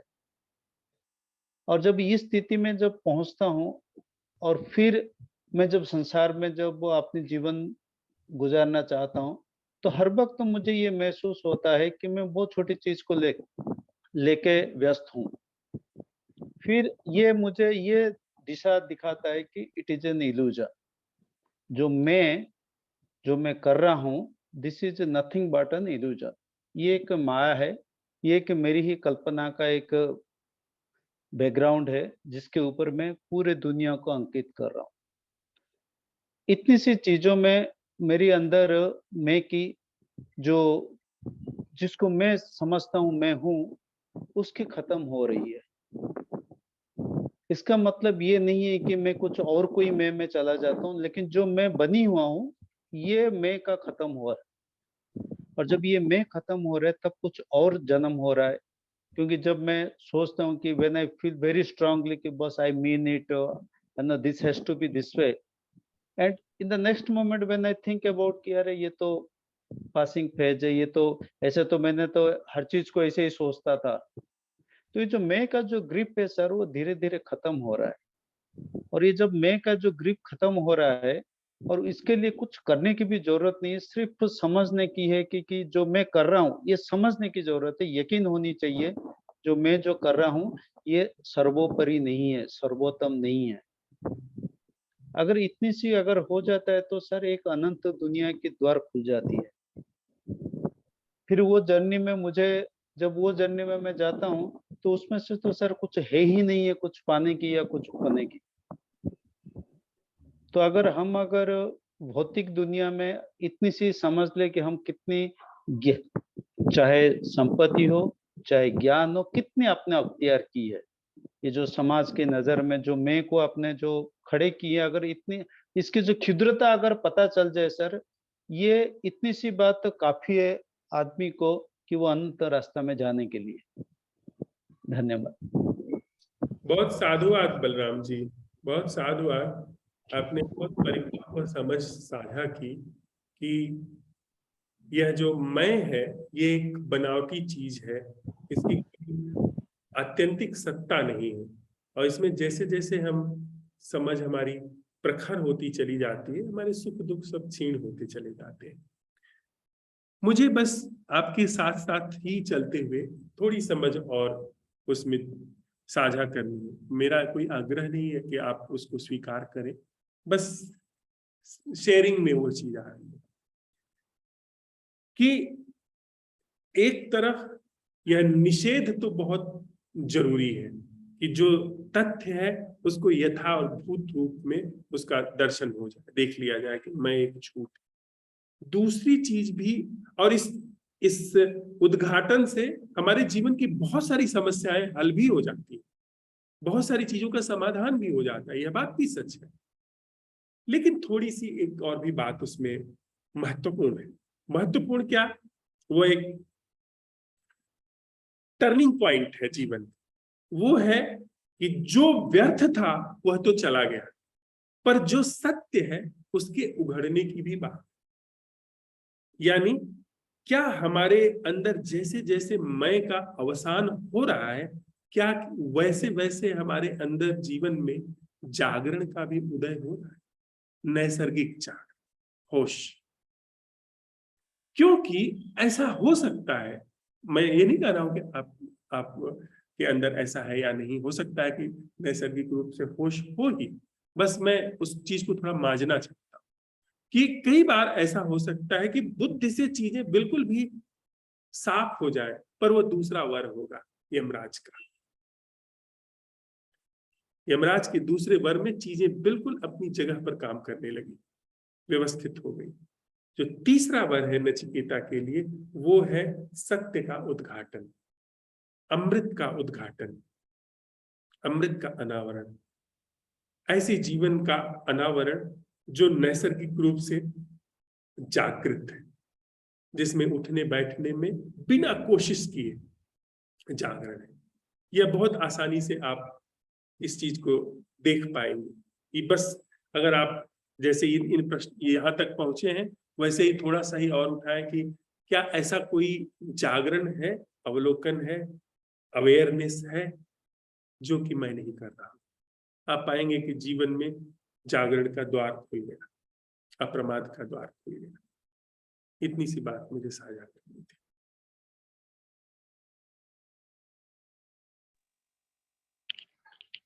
Thank you. Thank you sir. Ashok ji.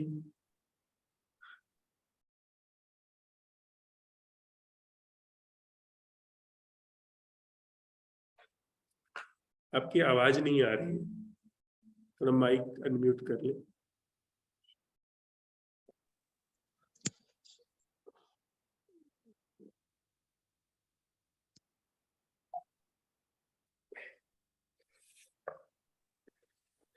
Sir नमस्कार।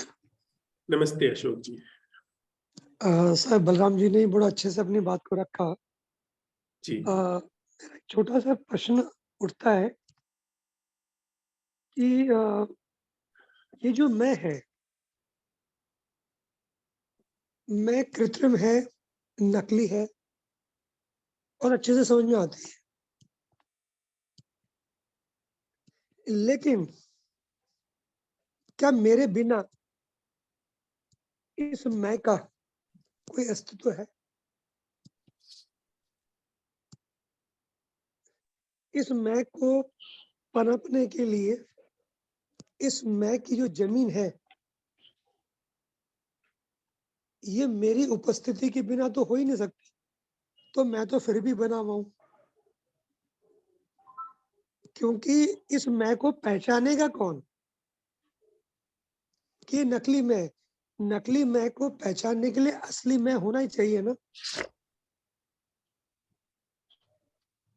धर्मराज जी, मैं इसके जवाब देने की कोशिश कर सकता हूँ? Yes sir, please please. या अशोक भाई, जी ये जो आपने अभी जो प्रश्न किया है ये असली में था या नकली में था?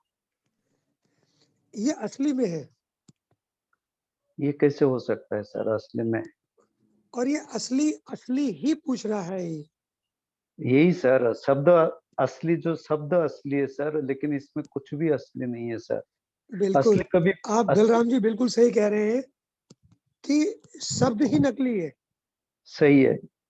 तो सर इस चीज को, इसको ये शब्द में आ ही नहीं लेकिन सकता। इस शब्द को बोलने के लिए किसी की उपस्थिति तो जरूर है ना सर।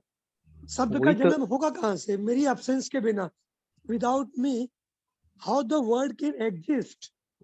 अगर मैं राइट सर। उपस्थित ही नहीं हूँ तो अब शब्द सर, का उद्घोषणा कौन कर रहा है? सर आप हो ही नहीं, मैं हूं ही नहीं सर।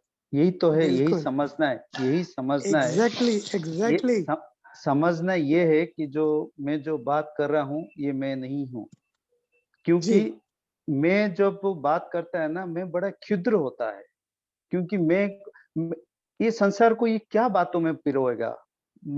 आप कौन से भी शब्द यूज कीजिए, शब्द तो शब्द ही होती है सर, निष्प्राण होती है। ये तो सिर्फ जो झूठा मैं है, जो आप हो नहीं हो, उस अभी कुछ देर पहले कि हमारे एक व्यक्ति ने बोला है कि भाव जो जहां होता है, भाव का ही अभाव होता है। अभाव का कैसे अभाव होगा? उसकी तो भाव ही नहीं है आपके पास। आपके पास जब भाव है तभी उसी की अभाव हो सकता है, चाहे वो आध्यात्मिक की भाव क्यों ना हो, भगवान की भाव क्यों ना हो। सो हाँ, फैक्ट ये है कि तो भाव के लिए भी तो कोई उपस्थिति होनी चाहिए ना। यही तो है जब सर। कोई उपस्थिति है तो ही तो उसका भाव होगा। जब कोई एग्जिस्टेंस ही नहीं है तो अभाव कहाँ से है? वो तो है ही अभाव। वही तो ना सर, आप अपनी क्षुद्रता को तो देखिए सर। आप इस सवाल करके आप कितनी छोटी सी चीज को आप बताना या बयां करना या समझने की कोशिश कर रहे हैं। जब ये इसकी थोड़ी सी आभास हो जाएगी आपकी जो पता है ना सर, हमारी क्षुद्रता हमको दिखती नहीं है, या हमको लगता है कि मेरी क्षुद्रता के अंदर अनंत है, शब्दों के बीच अनंत नहीं है सर। वो क्या है, फिर इसको बयां कर दे तो फिर वो भी शब्दों बन जाएगी। तो मेरा खाली इतना निवेदन है आपसे कि अपनी क्षुद्रता को समझिए। ये सवाल जो कर रहा है इसके पीछे कौन है, ये असली में हो ही नहीं सकता सर, क्योंकि असली में मैं भी होता नहीं सर। इसको तो बनाया जाता है, और आप और मैं इसको मैं को बनाते हैं। ये 40-50 साल की गढ़ा नहीं है। इस गढ़न को लेके और कितने दिन बिजी रहेंगे सर? इस गढ़न को हमको छोड़ना पड़ेगा, और ये समझ से छोड़ना होगा कि ये गढ़ा नहीं है, ये गढ़ा गया है सर, ये बनाया गया है, ये इकट्ठा की गई है। आपकी मेरी हर एक शब्द इस दुनिया से उद्धृत है, यहीं से लिया गया है। यहाँ से ली हुई चीज से अनंत चीज आप क्या बनाएंगे सर? अच्छा गार्डन बना सकते हैं सर आप, अच्छा फूल नहीं, लगा सकते हैं। बलराम जी आपकी बात सही है, लेकिन ये जो शब्दों का जहां से उद्घोषणा हो रही है, नहीं, इसमें एक्सक्यूज मी, इसमें एक चीज और है। अशोक जी जो कह रहे हैं वो देखिए है, ऐसा होता है मैं वही तो कहना चाहता हूँ सर कि नहीं, मैं कि एक बार शब्दों अपनी की बात कह लूं। आप कह रहे हैं ना कि एक नकली मैं है, एक असली मैं है। हाँ, तो नकली मैं को कहने के लिए कोई असली मैं तो होना चाहिए। ठीक है, जब करेक्ट, तक आप इसको शब्दों में कह रहे हैं ना, मैं इस बात को बहुत अच्छे से समझूंगा कि ऐसा कहना ही पड़ेगा, अदरवाइज कोई वे नहीं है इसको कहने का। लेकिन इसका एक छोटा सा टेस्ट और है जो मैं देख पाता हूँ। उसमें ऐसा होता है कि जब मैं कह रहा हूँ कि एक असली मैं है, तो ये जो असली मैं जब होता है तो वहां पर एक, शब्द नहीं देखिए होता है, ऐसा कुछ होता है क्या? ऐसा होता है क्या वहां पर एक स्वामित्व का भाव नहीं होता है, एक अपनापन नहीं होता। जैसा मैं कह रहा हूँ ना, एक मेरा नकली मैं, एक मेरा असली मैं। तो जब असली मैं वहां पर है तो वहां पर आप देखेंगे कि आप ये नहीं कह पाओगे कि ये मैं हूं। शब्दों में ठीक है, आप मुझ तक कह रहे हैं तो मैं समझ पा रहा हूँ कि ये हमारी करेक्ट। मजबूरी है, इसके अलावा हम कुछ कह नहीं सकते। करेक्ट, करेक्ट, लेकिन जब एब्सोल्युटली राइट, असली में आएगा, जब असली में होगा, तो वहां निजता नहीं होगी। आप नहीं कह पाएंगे ये मेरा जागरण है। करेक्ट। समझ रहे हैं मेरी बात को? कुछ ऐसा है एब्सोल्युटली। क्या वहां पर? अगर ऐसा एक्चुअली ये नहीं है, बॉडीली आइडेंटिटी जब तक ये खाली देखिए, ये खाली अगर विचार में आ रहा है ना कि हाँ एक असली में होगा, क्योंकि देखिए वेदांत में भी ये चीज बहुत अच्छे से कही जाती है कि जहां मूवी चल रही है, जिस स्क्रीन पे चल रही है, मूवी में कुछ भी चलता रहे, कुछ भी कैरेक्टर प्ले होते रहे, कुछ भी होता रहे, अच्छा हो रहा है, युद्ध हो रहा है, प्रेम प्रसंग चल रहे हैं, स्क्रीन जो है वो अप्रभावित रहती है। आप वो स्क्रीन है जिसके ऊपर ये सारा मेरा होना और मेरे से जो कुछ भी हो रहा है वो सब कुछ चल रहा है। लेकिन हम जब ये सुनते हैं ना, और जब हमारे साथ कुछ अनुकूल या प्रतिकूल परिस्थितियां होती है, तो हमको एक थॉट आता है, ओ यस मैं तो वो स्क्रीन हूं। ये थॉट अगर आ रहा है, देन नहीं, कुछ नहीं हुआ है वहां पर, ये गलत हो गया मामला। क्या मैं अपनी बात कह पा रहा हूँ ठीक ढंग से सुख जी? सही है, अगर एकदम ये सही थॉट नहीं है, सही। थॉट नहीं है, आप स्क्रीन होना आपने जान लिया और वहां पे कोई मेरा का निजता का भाव नहीं है, ठीक है, वहां पे बात खत्म हो गई, मेरी भी खत्म होती है यहाँ पर बात। ऐसा बिल्कुल सही है। क्योंकि सर मैं सिर्फ प्रश्न करना ही आता है उसको, उससे उसी की मुझे ऐसा लगता है कि उसी की आविर्भाव भी इसीलिए ही हुआ है। क्योंकि वो अगर प्रश्न नहीं करेगा तो वो मैं ही नहीं रहेगा ना सर, वो फिर किस काम का है मैं? जब आपके मन में विचार नहीं आएगी, प्रश्न नहीं उठेगी, उसको शब्दों की बरमाला में आप उसको गुथोगे नहीं, तो फिर मैं का काम ही क्या है? हाँ, मेरा मतलब ये कि जो असली मैं जो है वो निशब्द है, बस वहां तक ही पहुंचना। you cannot express it in words, Absolutely, sir. You have ultimately bullseye. You hit the bullseye. right? So you Right, cannot sir. express it, you cannot express it in the words. Right, तो sir. फिर वही question उठता है, why we do so much chatting on the group? अब नहीं sir, हाँ माफी sir चाहता हूँ, वही बात है अशोक जी, वही बात कोई है। देखिए अगर किसी को मैं भी बुरा लग रहा तो उससे मैं देखिए क्षमा चाहता हूँ इस बात के लिए, नहीं, आपको नहीं कि बुरा नहीं लगना नहीं चाहिए।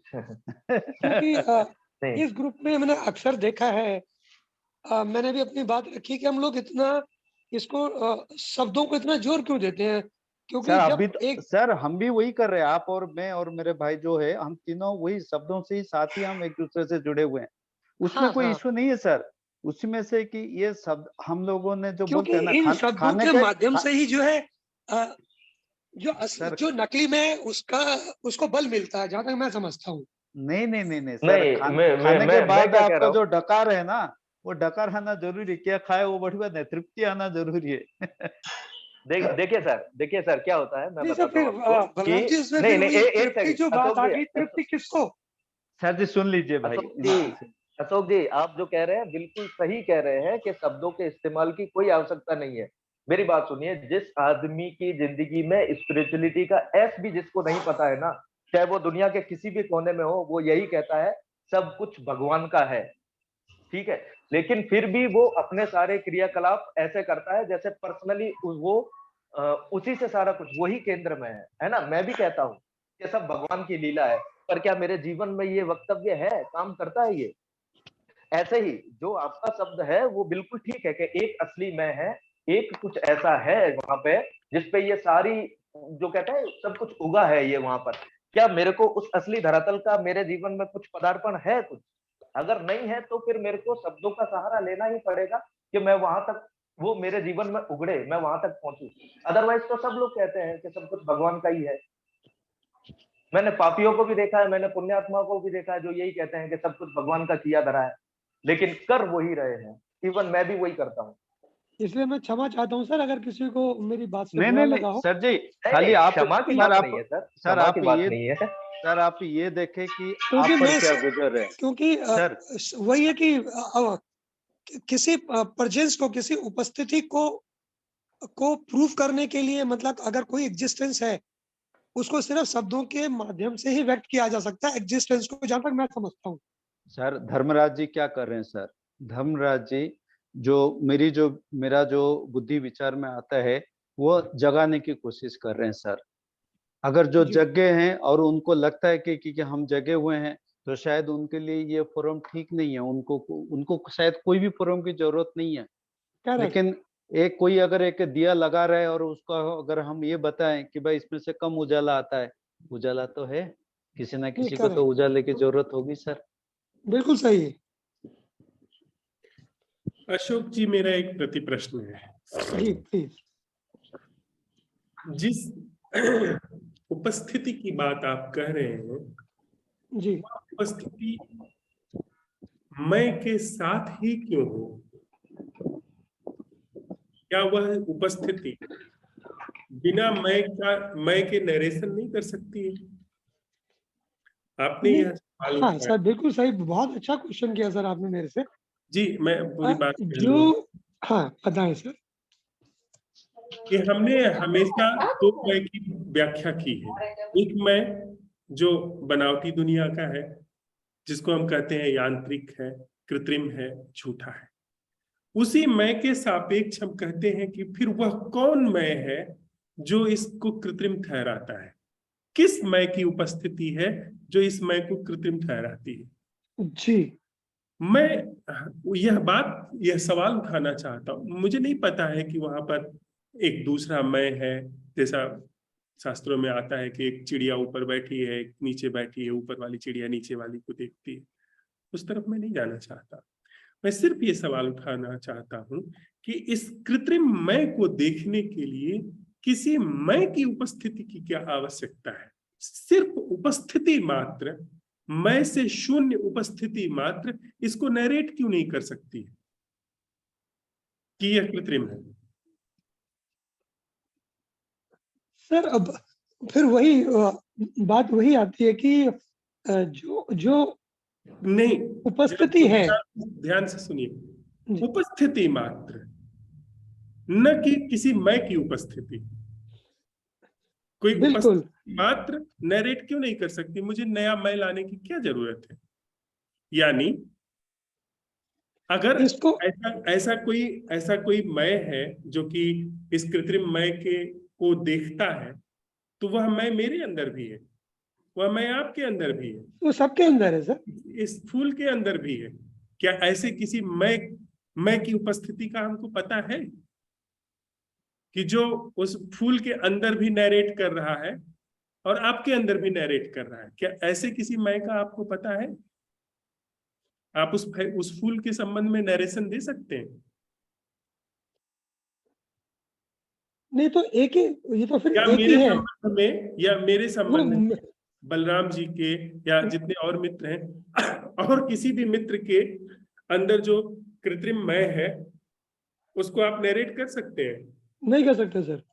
इसका मतलब है कि जो आप कह रहे हैं वह इसी कृत्रिम मैं का हिस्सा है। आप अगर ऐसा कोई मैं है जो सच्चा है, जो सबके अंदर सर्वव्यापक है, तो सबके उसको अंदर सबको में उसको सबके उसको अंदर के कृत्रिम मैं को आप नरेट कर लेंगे जैसे आप अपने अंदर कर पाते हैं। सर मैं वही कह रहा हूँ कि जो कृत्रिम मैं है वो किसी, उसके पीछे कोई असली है जो तभी उसको एक नकली बता रहा है। सर लेकिन जो जो असली है, जो है उसको नकली बता रहा है, वो मैं नहीं हो उसको सकता। शब्दों के माध्यम से व्यक्त नहीं किया जा सकता। सर वो जो असली है उसको मैं बनाने की जरूरत क्या है? उपस्थिति है। हाँ, वो एक जो वो उपस्थिति उपस्थिति मात्र मैं है। की उपस्थिति नहीं है, वो मैं से मुक्त उपस्थिति हो सकती है जो नरेट कर दे। और हाँ वो मैं से मुक्त तो उपस्थिति नरेट करने में, नरेट उसको नरेट नहीं किया जा सकता। नरेट करने में तो फिर मैं ही तो आएगा ना सर। क्यों? शाब्दिक रूप से नरेशन हो सकता है, जैसे एक कंप्यूटर नरेट कर देता है, कैमरा नरेट कर देता है किसी चीज को। लाइव प्रसारण कैमरा बहुत आसानी से कर देता है, और यहाँ पर लाइव प्रसारण हो रहा है, इस व्यक्ति का नरेशन आपकी आंखों के सामने हो रहा है जो कैमरे से है। इसमें मैं की कोई जरूरत नहीं, कैमरे में कोई मैं नहीं है। इस व्यक्ति के रूप रंग का नरेशन आपकी स्क्रीन पर बहुत बहुत त्रुटिहीन रूप से हो रहा है, बहुत बढ़िया, बहुत बढ़िया। और इस कैमरे में बिल्कुल ठीक है। कोई व्यक्तित्व नहीं है, कोई मैं नहीं है।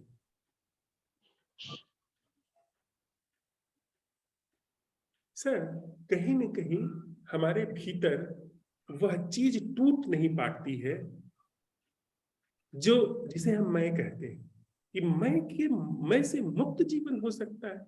यह ख्याल इतना गहरा है, इतना प्राथमिक ख्याल है, यह टूट नहीं पाता है। हम सब लोगों ने थोड़ा बहुत आत्मवाद के सिद्धांत का अध्ययन किया है, पर आत्मवाद जिसकी बात करता है, अगर ऐसा कोई मैं है तो उसका नरेशन मेरे अंदर भी हो सकता है, आपके अंदर भी हो सकता है, उस फूल के अंदर भी हो सकता है, उस आसमान के अंदर, उस बादल के अंदर भी वो नरेट करने में सक्षम होगा। ऐसा कोई मैं है जो कहता है अहम ब्रह्मास्मि। पर हमारे अंदर जिसको हम कहते हैं कि वह जो इस कृत्रिम मैं को देखता है वह ब्रह्म नहीं है। वह ब्रह्म होता तो नरेट कर देता, तो फिर वहां बड़े मजे से उसको तो सब दिखता, उसको फूल के अंदर का खिलना भी दिखता, उसको संजय जी के अंदर का भी दिखता, उसको अनिल के अंदर, उसे क के नाम का व्यक्ति के अंदर का भी दिखता, दुनिया के हर व्यक्ति के अंदर जो चल रहा है वो दिखता। तो ऐसी चीजें हमको भरमा देती हैं। हमारा मन मैं को स्वीकार करने के लिए तैयार ही बैठा है। इसलिए हम बहुत सावधानी से सवाल उठाते हैं कि वह क्या है जो मैं से मुक्त है। ऐसा जीना वह क्या है जो मैं से मुक्त है, जो उपस्थिति मात्र है, उसको हम मैं नाम नहीं देते हैं, जो उपस्थिति मात्र है और बखूबी वो देख सकता है। वहां उपस्थिति पर तो शब्द एकदम बिल्कुल शून्य है। शून्य भी हम नहीं कहेंगे, शून्य हमारी व्याख्या, सही सर। जो फूल के अंदर भी उपस्थिति मात्र है। हाँ सर। बट वो शब्दों में नरेट नहीं हो सकती सर। मतलब शून्यता मीन्स कि वो absolute, there is we can say it's a kind of absolute silence there. हाँ, पर ये सब शब्द हैं वहां नहीं, पर। एक तो शब्द है, अ, बिल्कुल शब्दों में तो सब, साइलेंस को भी तुम नहीं कह सकते। जी जी। आप शब्दों में साइलेंस को कह ही नहीं सकते। तो बेहतर है कि किसी निष्कर्ष पे पहुंचने की बजाय कि ये है, हम अपने अन्वेषण को मुक्त रखें। क्योंकि निष्कर्ष पे सिर्फ मन पहुंचता है कि यह रहा बिल्कुल निष्कर्ष जी। पे हम ना पहुंचे। हम सिर्फ निष्कर्ष पे जो है ना, माइंड की रिकॉर्डिंग प्रोसेस, धारणा, निष्कर्ष या कुछ ऐसी चीजें हैं जो निष्कर्ष पे पहुंचती हैं। जो सम्यक अन्वेषण है वो कभी भी निष्कर्ष पे नहीं पहुंचता। आप अगर देखें, अगर थोड़ा मुझे ब्रह्म शब्द प्रिय है। ब्रह्म शब्द का अर्थ होता है जो फैलता चला जा रहा है, जो किसी निष्कर्ष पे नहीं है, जो सदा फैल रहा है। कृष्णमूर्ति की शिक्षाओं में आता है कि सीखने का प्रारंभ है, अंत नहीं। अगर आपने ये समझ लिया कि आप सीख गए तो इसका मतलब अभी सीखने की शुरुआत नहीं होगी, क्योंकि सीख गए यह बात यह सिद्ध करती है, समझ गए यह बात यह सिद्ध करती है कि कहीं मेड़ बन गया, कहीं दीवार खड़ी हो गई। जागरण बिल्कुल ऐसा बिल्कुल सही कहा आपने, जो रिकॉर्डिंग की सीमा में नहीं आ रहा है, सिर्फ क्योंकि जहाँ सीख गए बोला तो बाउंड्री लग गई वो वहां पे ना सर। हाँ सर, ऐसा तो ही। फिर आपका एक्सपेंशन रुक गया और फिर वहाँ ईगो आ गया। ईगो आ गया। इसलिए हम लोग एब्सोल्युटली राइट। मैं शब्द से बहुत सावधानी से डील कर रहे हैं, जितना सावधानी से संभव हो सके उतना, क्योंकि यह मैं बहुत मायावी है। मैं का जो एहसास है बहुत मायावी है। ये न जाने कितने रूप धारण कर सकता है। यह कह सकता है कि मैं ही तो ब्रह्म हूं, और वो हो सकता है कि उनको ब्रह्म वगैरह छोड़िए, वो पीस ऑफ फूड हो। हम आप पीस ऑफ फूड होते हैं ना, करेक्ट। पीस ऑफ पेपर होते हैं ना, रुपया पीस ऑफ पेपर है। और जब हम रुपए के हिसाब से चल रहे हैं, रुपए के हिसाब से संबंध को देख रहे हैं, we are piece of paper. Correct. हम अपने घर के फर्नीचर को देख करके फूले नहीं समाते हैं, तो we are piece of food. लेकिन कह देंगे कि मैं ब्रह्म हूं। हम वैर है, हम घृणा है, हम लोभ है, पर हम कहेंगे मैं ब्रह्म हूं। ये सब बड़ी चालबाजियां हैं हमारे मन के अंदर। इसलिए जागरण क्या अप्रमाद है? क्या जब मैं बोल रहा हूं वो इस बोलने में अप्रमाद है? तो ही बात थोड़ी थोड़ी कह सकते हैं। तो केनोपनिषद कहता है कि अगर तुम कहते कि मैं जानता हूं तो भी मैं तुम्हें निकाल बाहर करता, अगर तुम कहते मैं नहीं जानता तो भी निकाल बाहर करता। तुमने ठीक ही कहा है कि न मैं, ऐसा लगता है कि न मैं जानता हूं और न मैं नहीं जानता हूं।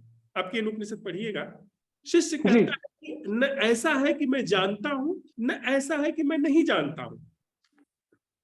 तो अब आप कहें कि क्या मैं सही समझ रहा हूं? तो ऋषि कहता है कि तुम ठीक समझ रहे हो। यह ऐसी ही चीज है जो ज्ञात अज्ञात के क्षेत्र में आती ही नहीं। ये उसमें उसके दायरे में आती ही नहीं। तो एक प्रेजेंस है, इट्स जस्ट प्रेजेंट।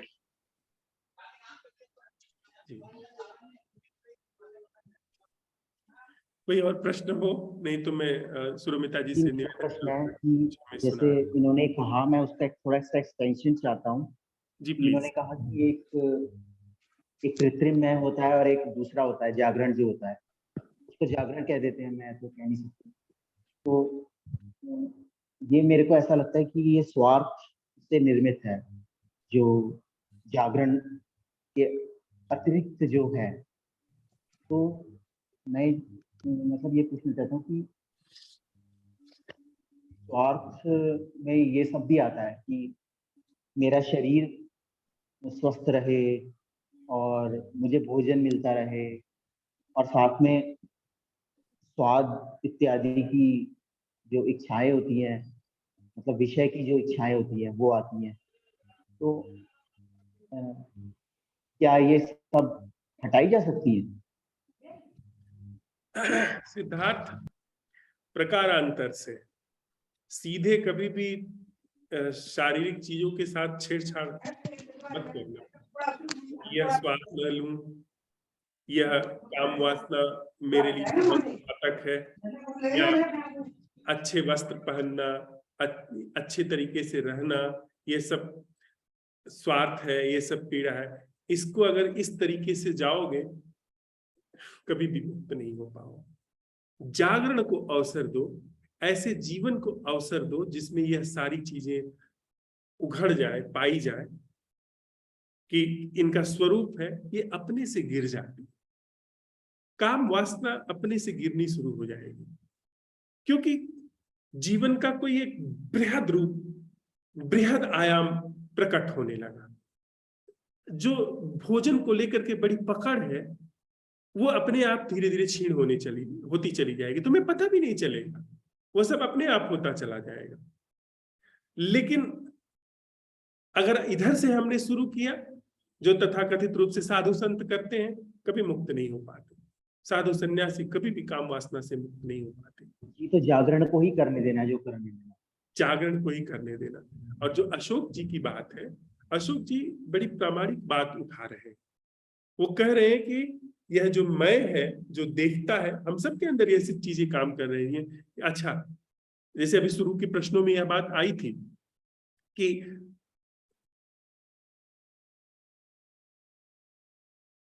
तुम्हारे ही प्रश्न में यह बात आई थी कि जब सवाल उठाता हूं तो फिर कैसे करूं, क्या मुझे वो जो शांति की आकांक्षा रह रही है, जो मेरे मौन होने की, दुख मुक्त होने की आकांक्षा रह रही है, वही बाधा है? ये वही मैं है जिसकी तरफ अशोक जी भी बात कर रहे हैं। लेकिन अशोक जी थोड़ा सा उसको और भी स्पष्ट करवाना चाह रहे हैं यहाँ पे, और जो स्पष्ट हुआ भी कि मैं का कोई भी रूप हो, चाहे वह साक्षी के रूप में, चाहे वह वो नैरेटर के रूप में, जो ये कहता है यह कृत्रिम मैं है, ये सब मैं के रूप है। सिर्फ वह जो नैसर्गिक जागरण है, जहां पर मैं कुछ नहीं कर रहा हूं पर सब कुछ जागा हुआ है, वहीं से बात थोड़ी स्पष्ट होती है। बात दूध का दूध, पानी का पानी होने लगती है। मैं की भूमिका क्या है विगलित होने लगती है। और फिर जिन्होंने सच में ही कहा कि मैं ब्रह्म हूं, उसका फिर पोएटिक रूप में कैसे अर्थ प्रकट होता है, वह प्रकट होने लगता है। झूठ झूठ जो गिर गया तो फिर जो है वो सच है, उसको अहम कहिए, तुम कहिए, कोई फर्क नहीं पड़ता। पर जब तक झूठ है, जब तक प्रमाद है, तब तक इन सारी चीजों के विषय में कोई भी वक्तव्य देना खतरे से खाली नहीं है, क्योंकि वह मैं बहुत कुशलता से वहां स्थापित होकर के बैठ जाएगा। वो कहेगा कि हाँ, अब मैं सिर्फ साक्षी हूँ, चीजें घट रही हैं। और फिर वो बैठा है तो वो फिर अपने सारे बाल बच्चे तैयार कर देगा, वो सब उपाय कर लेगा। तो हमें बहुत सावधान रहना है। नैसर्गिक जागरण अगर है, नैसर्गिक जागरण को अवसर मिल रहा है, वह वहां पर उपस्थिति पाया जा रहा है, अपने आप सब शुभ होता चला जाएगा। फिर मैं की सारी कारस्तानियां, सिर्फ इसी जगह पर मैं की कारस्तानियां काम नहीं कर पाती है। नैसर्गिक जागरण सब कुछ कर सकता है, ये ब्रह्म का भी बोध दे सकता है आपको, लेकिन यह जाग अपने आप नहीं सकता। यह नैसर्गिक रूप से जागरण को नहीं पैदा कर सकता। ये जब भी पैदा करेगा, मैं जागा हूं यह वक्तव्य पैदा करेगा। वह यह नहीं कि जागरण में मैं हूं, ऐसा नहीं ला सकता। वहीं से हमारा सारा बंध चलना शुरू हो जाता है।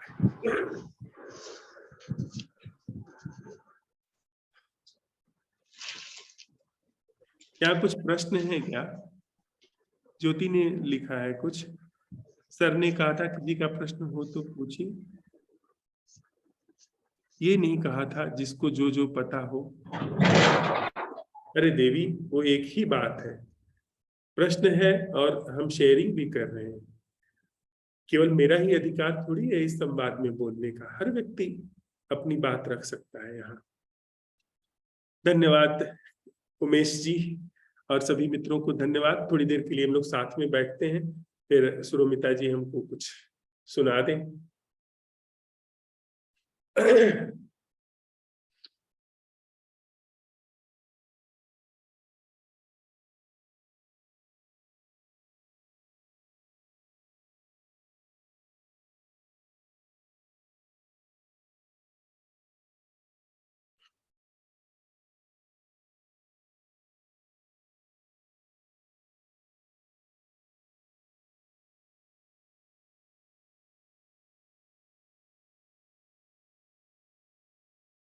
जब भी हम बैठते हैं तो कुछ ऐसे नहीं कि कोटा पूरा करने के लिए यांत्रिक रूप से बैठ गए। प्रश्न लेकर के बैठते, बार बार दोहराने की हमारे जीवन से जरूरत खत्म हो जानी चाहिए। आज का प्रश्न कि भाव और अभाव से वह क्या है जो मुक्त है, न्यारा है, भावातीत प्रश्न। प्रश्न को अन्वेषण करने दें।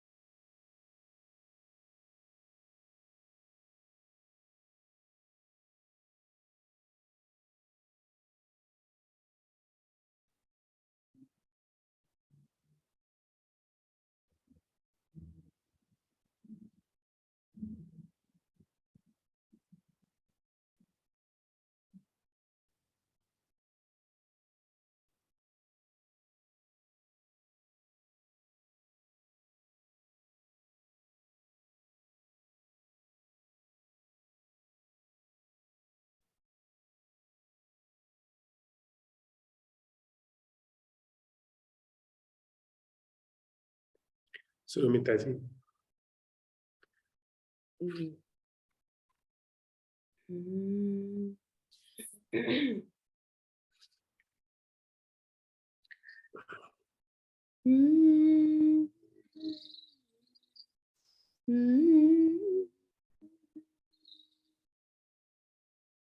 तू दयाल दीन हो, तू दयाल दीन हो, तू दानी हो भिखारी।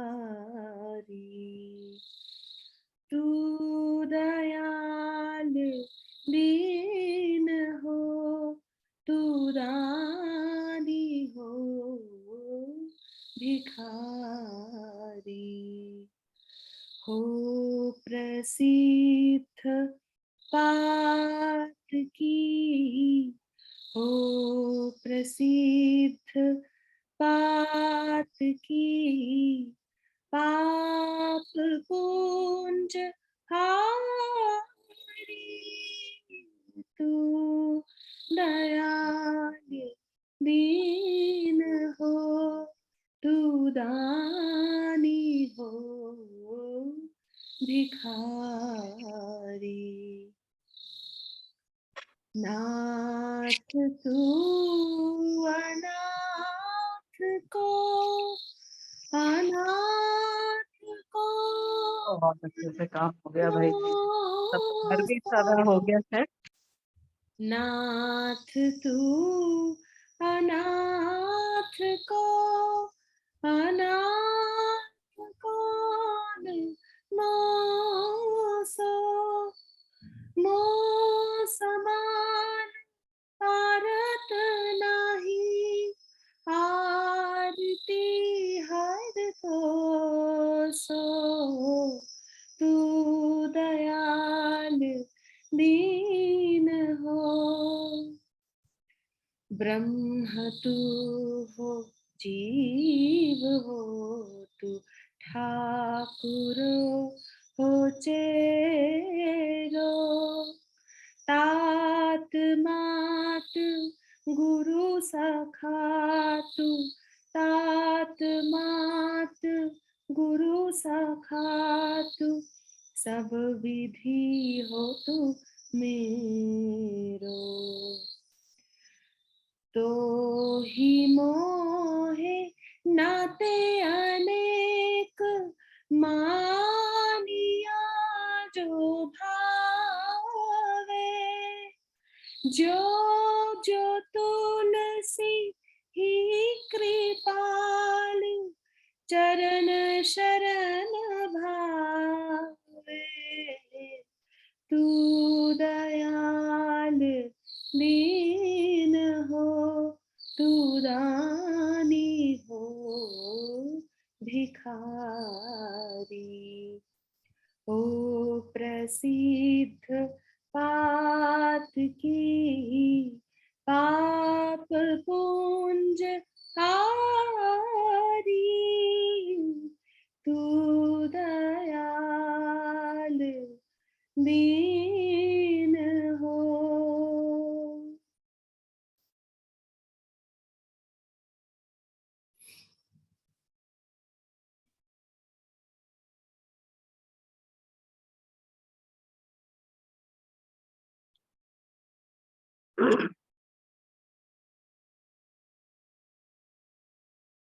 हम सब लोगों के जीवन में जो भाव का जगत है उस पर भरपूर नजर फैले, जो अभाव का जीवन है उस पर भरपूर नजर फैले, और भाव अभाव की सम्यक प्रतिभिज्ञा करके वह जो भावातीत है, जिस पर सारे भाव और अभाव भासते हैं, उठते हैं और गिरते हैं, वह भावातीत।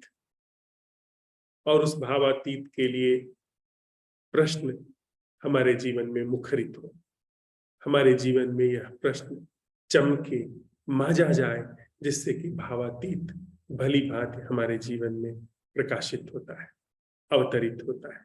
हम सब लोग साथ में चले, उसके लिए अस्तित्व को अशेष साधुवाद, उन सारी परिस्थितियों को, स्थितियों को, इस पर्यावरण को, इस मौसम को, जो भी कुछ सहायक बन पड़ा है, उसके लिए अशेष साधुवाद और ऐसी मंगल कामना हम सबका जीवन भावातीत में भली भांति स्थापित हो।